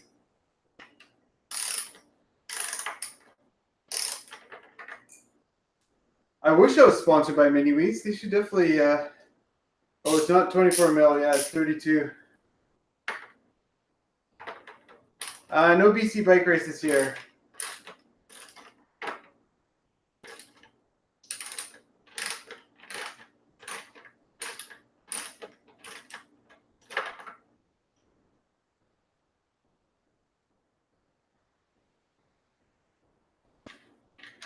Oh yeah, 0 volume spacers. Where did I put those? Oh, they're here. 2, 3. So it came with 3, and it's like the new style. So basically, you can just clip them on before you thread them on. But I imagine if you threaded them on too loose, they might fall off. But this clip way, they'll never fall off. I stole the Cannondale, and it's for sale. Yeah, brown sugar too. Brown sugar's the best way. Yeah, I stole the Cannondale. It's for sale. So yeah, if anybody's interested in Cannondale Habit SE with 130 mil travel in the front and 120 in the back, send me a message. Okay, where did I put that socket? There it is.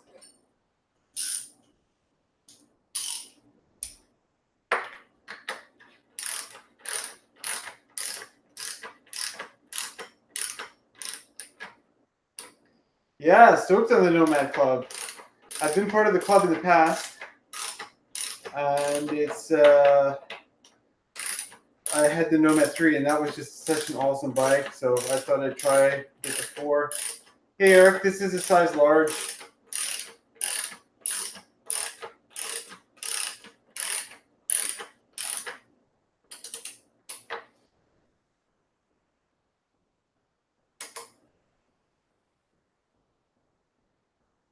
Oops.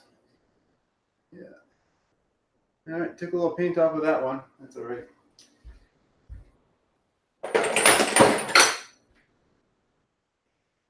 $200. Hey guys, thanks for watching. I'm glad you're as keen on this as I am. I love new bikes. It's new bike day for me. Maybe everybody's on lunch right now, so they're popping in.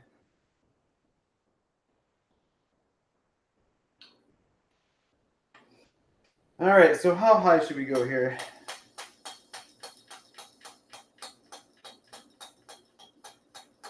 Nomad 4 for life. Well, or at least until the Nomad 5 comes out, right?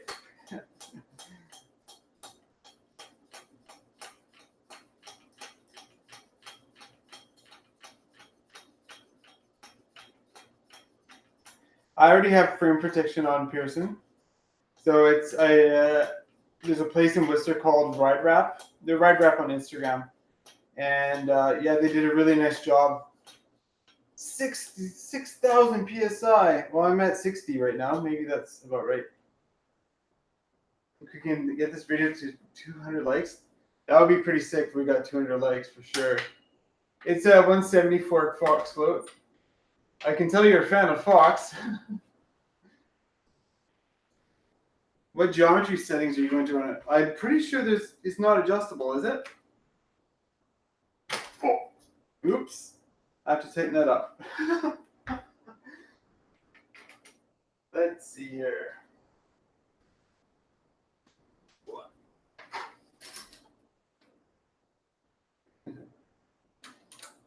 Some people just want to set the world on fire, so they send out those downvotes, but that's okay. They can do whatever they want. Get my bar roll right here.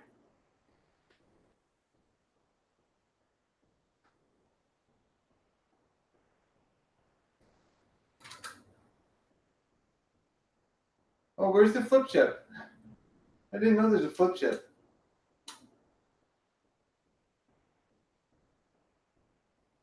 Yeah, better that happens in the kitchen than landing on a jump. No kidding. Well, you got to test ride everything, right? Even moving, that would have been bad.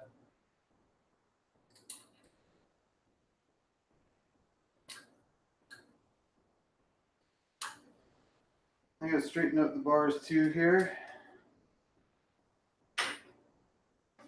Loose.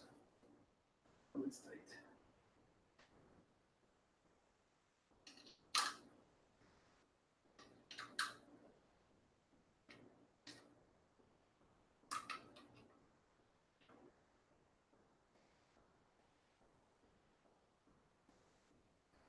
Usually I try to align the top of the fork crown to the bottom of the handlebars to line it up. Always a tricky procedure.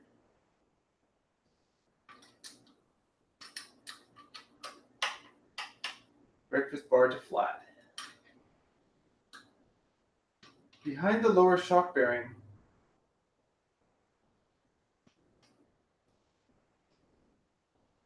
I'll have a look. Yeah, these are the Santa Cruz carbon bars.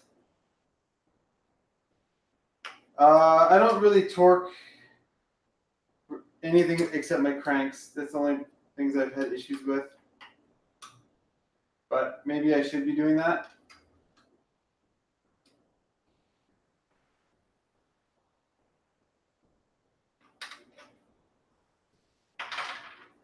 But I'm just a kitchen mechanic, right?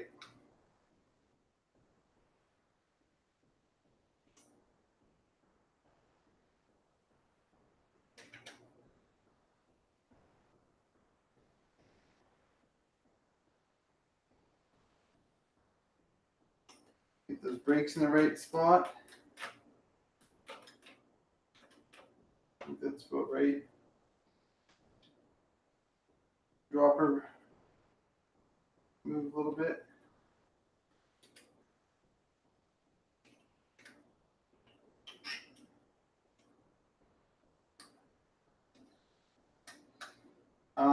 Like on my levers and stuff, I just put them on just tight enough so they can still move if they get hit, so I don't bend them. So it's definitely not even close to the torque limit. No, I've never done a tour of the Santa Cruz shop. I've been in Santa Cruz and I rode Sokol demo forest, but I've never actually been to the shop. It would be cool. Hey, Dustin. Dustin's my buddy from a long time ago. My bike color matches the kitchen. It does kind of match the kitchen, doesn't it? It's like everything in my life is shades of brown. Did you test ride the large before buying? No, I didn't actually. I find it kind of difficult, like unless you actually get a bike demo on an actual trail, it's hard to know what a bike's going to be like. And in Canada, it's quite difficult even to get a demo. So I buy a lot of bikes just based off reviews and stuff like that.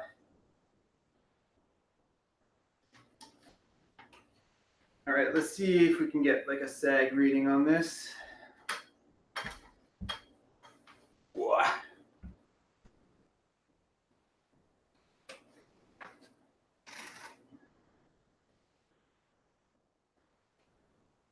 Let's get over the bars a little bit.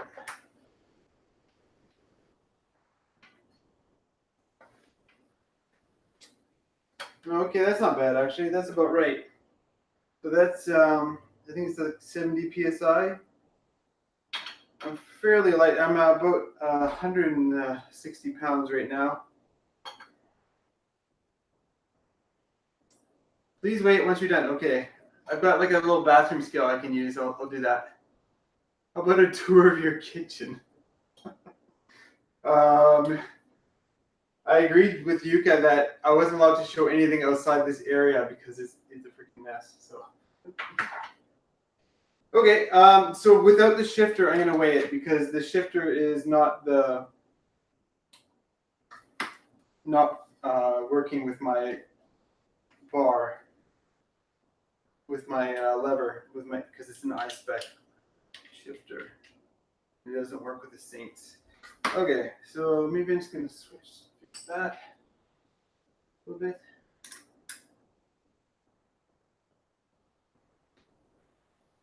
Turn that a little bit.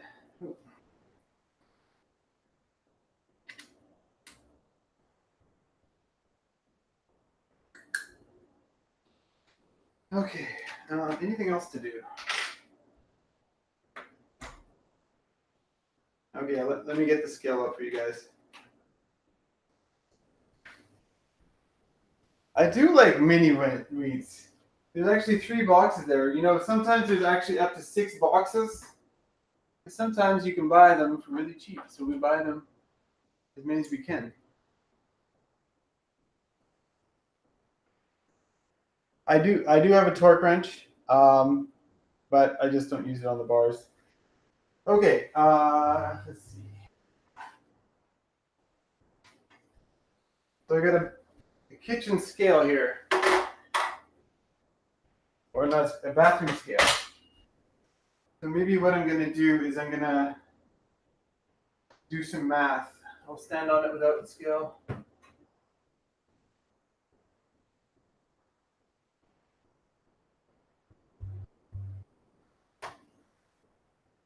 Oh, it's in kg. Because you've got things in kg. I think in pounds.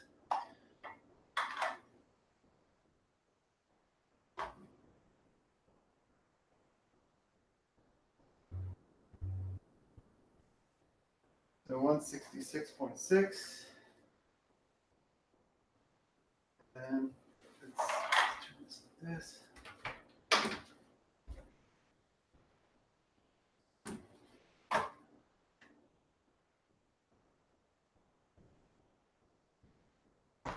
Okay.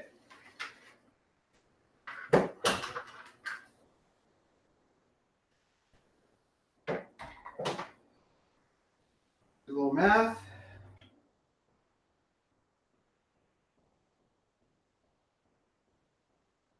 Oh, the TV just turned off.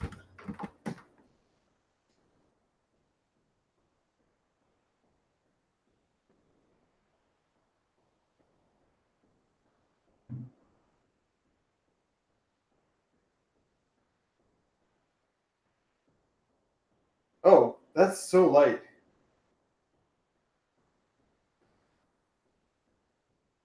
27.4 pounds. I'm wondering if my scale is accurate because that's way lighter than I thought it was going to be.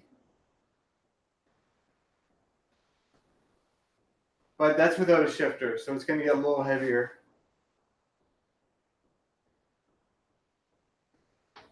It's crazy, hey? I wonder if my scale's right because that's like.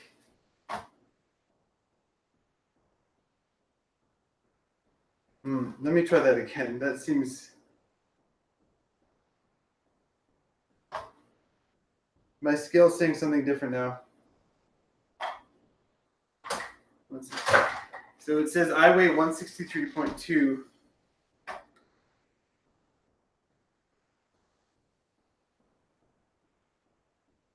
$193.8 minus 163.2. 193.8 minus 163.2. Oh, it's 30.6 pounds. kg. Everybody wants kg. I think we got like. So yeah, I think my scale is a bit wrong. Now it says 30.6. So that makes a lot more sense. How much do the boxes of mini wheats weigh? Yeah, that's not too bad actually.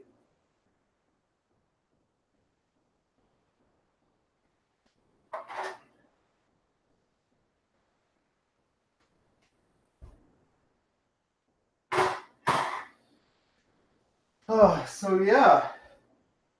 Now I have to go find a proper shifter. What are we at now? 188 people. It's crazy. That sounds right. Yeah. Yeah, it sounds better, doesn't it? 30-pound bike is pretty good. The super gravity casing on the front, and then I got a Huck Norris in the back. Saint brakes. The wheels are pretty light.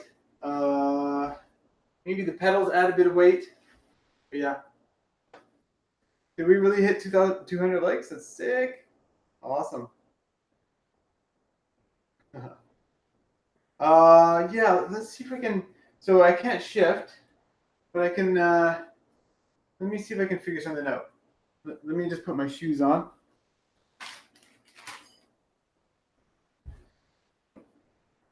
I'm gonna have to send it over to my phone.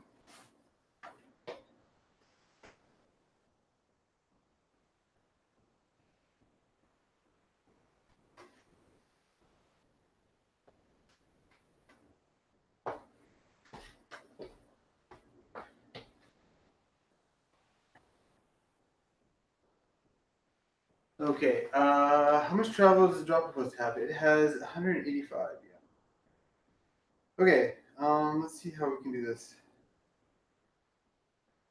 Send this over to my phone. Add person. Send this link to my phone. Click on the link.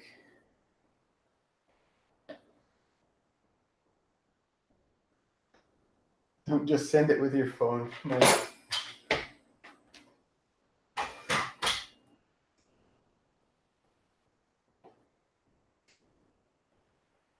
So it's going to be tricky. Let's see how I can do this.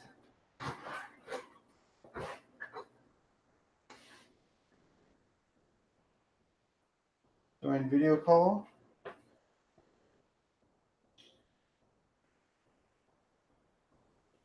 Thanks, Michael. Thanks for watching. Okay, let's see here. And then I think I can select the camera.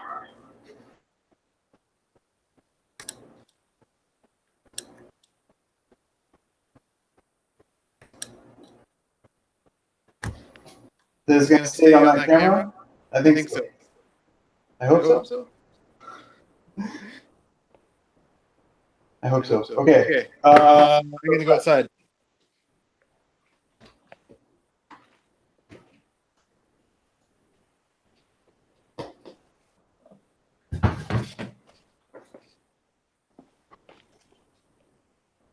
I'll just close the door.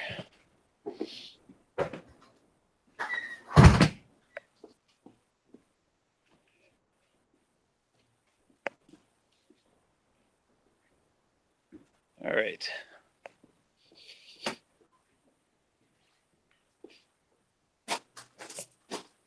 I'll just take you in the alley here. Oh,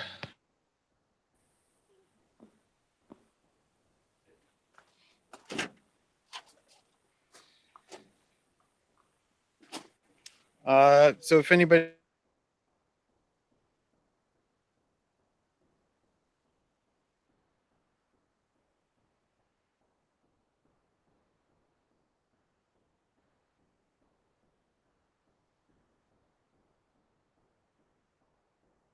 forgot to turn off my Wi-Fi.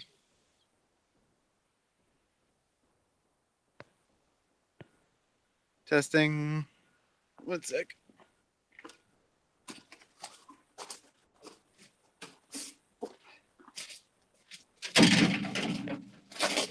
I'm just gonna set the camera up again. Hit. I'm just gonna make the cameras. I messed up a little bit here. Sorry, guys. 1 sec.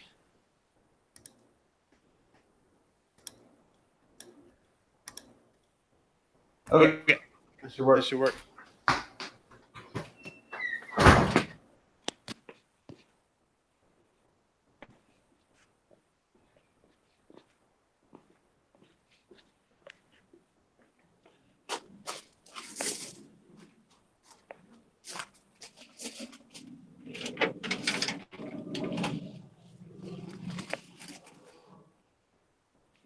So I don't know how I'm gonna do this. Let's switch the camera around. So I'm just in my back alley here. Let's see if I can pedal. I'll have to go downhill. I don't have any gears right now. So yeah, there we go.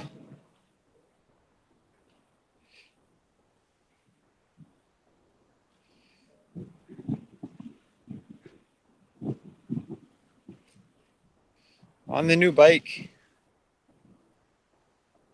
Let me see if I can set it up against something.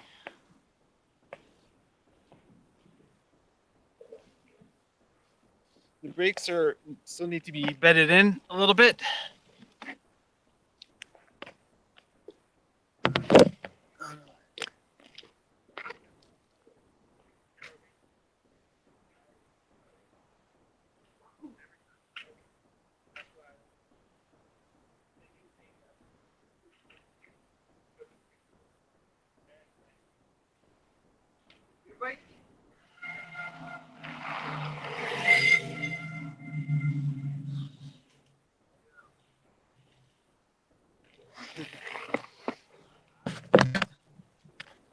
I hope that worked. But I can't shift right now.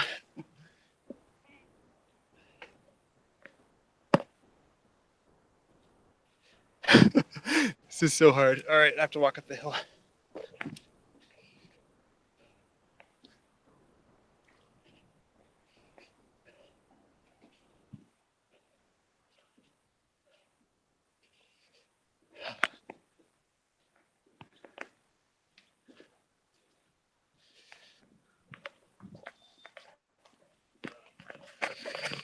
So yeah, new bike is done except for the shifter. So I'll have to go do a little shopping now and find a shifter. But yeah, excited to try this thing out. I might try to take it for a ride tonight. See how it goes. Yeah, it looks it's pretty plush, pretty soft to ride. Feels good pretty right away, so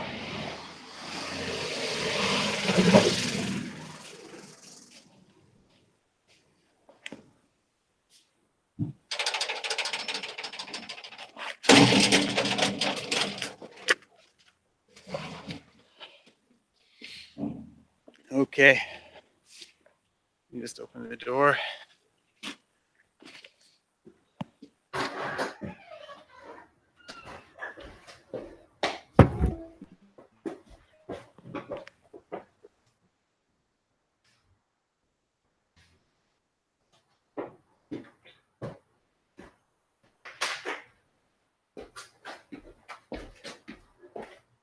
So yeah, there's the new bike, guys.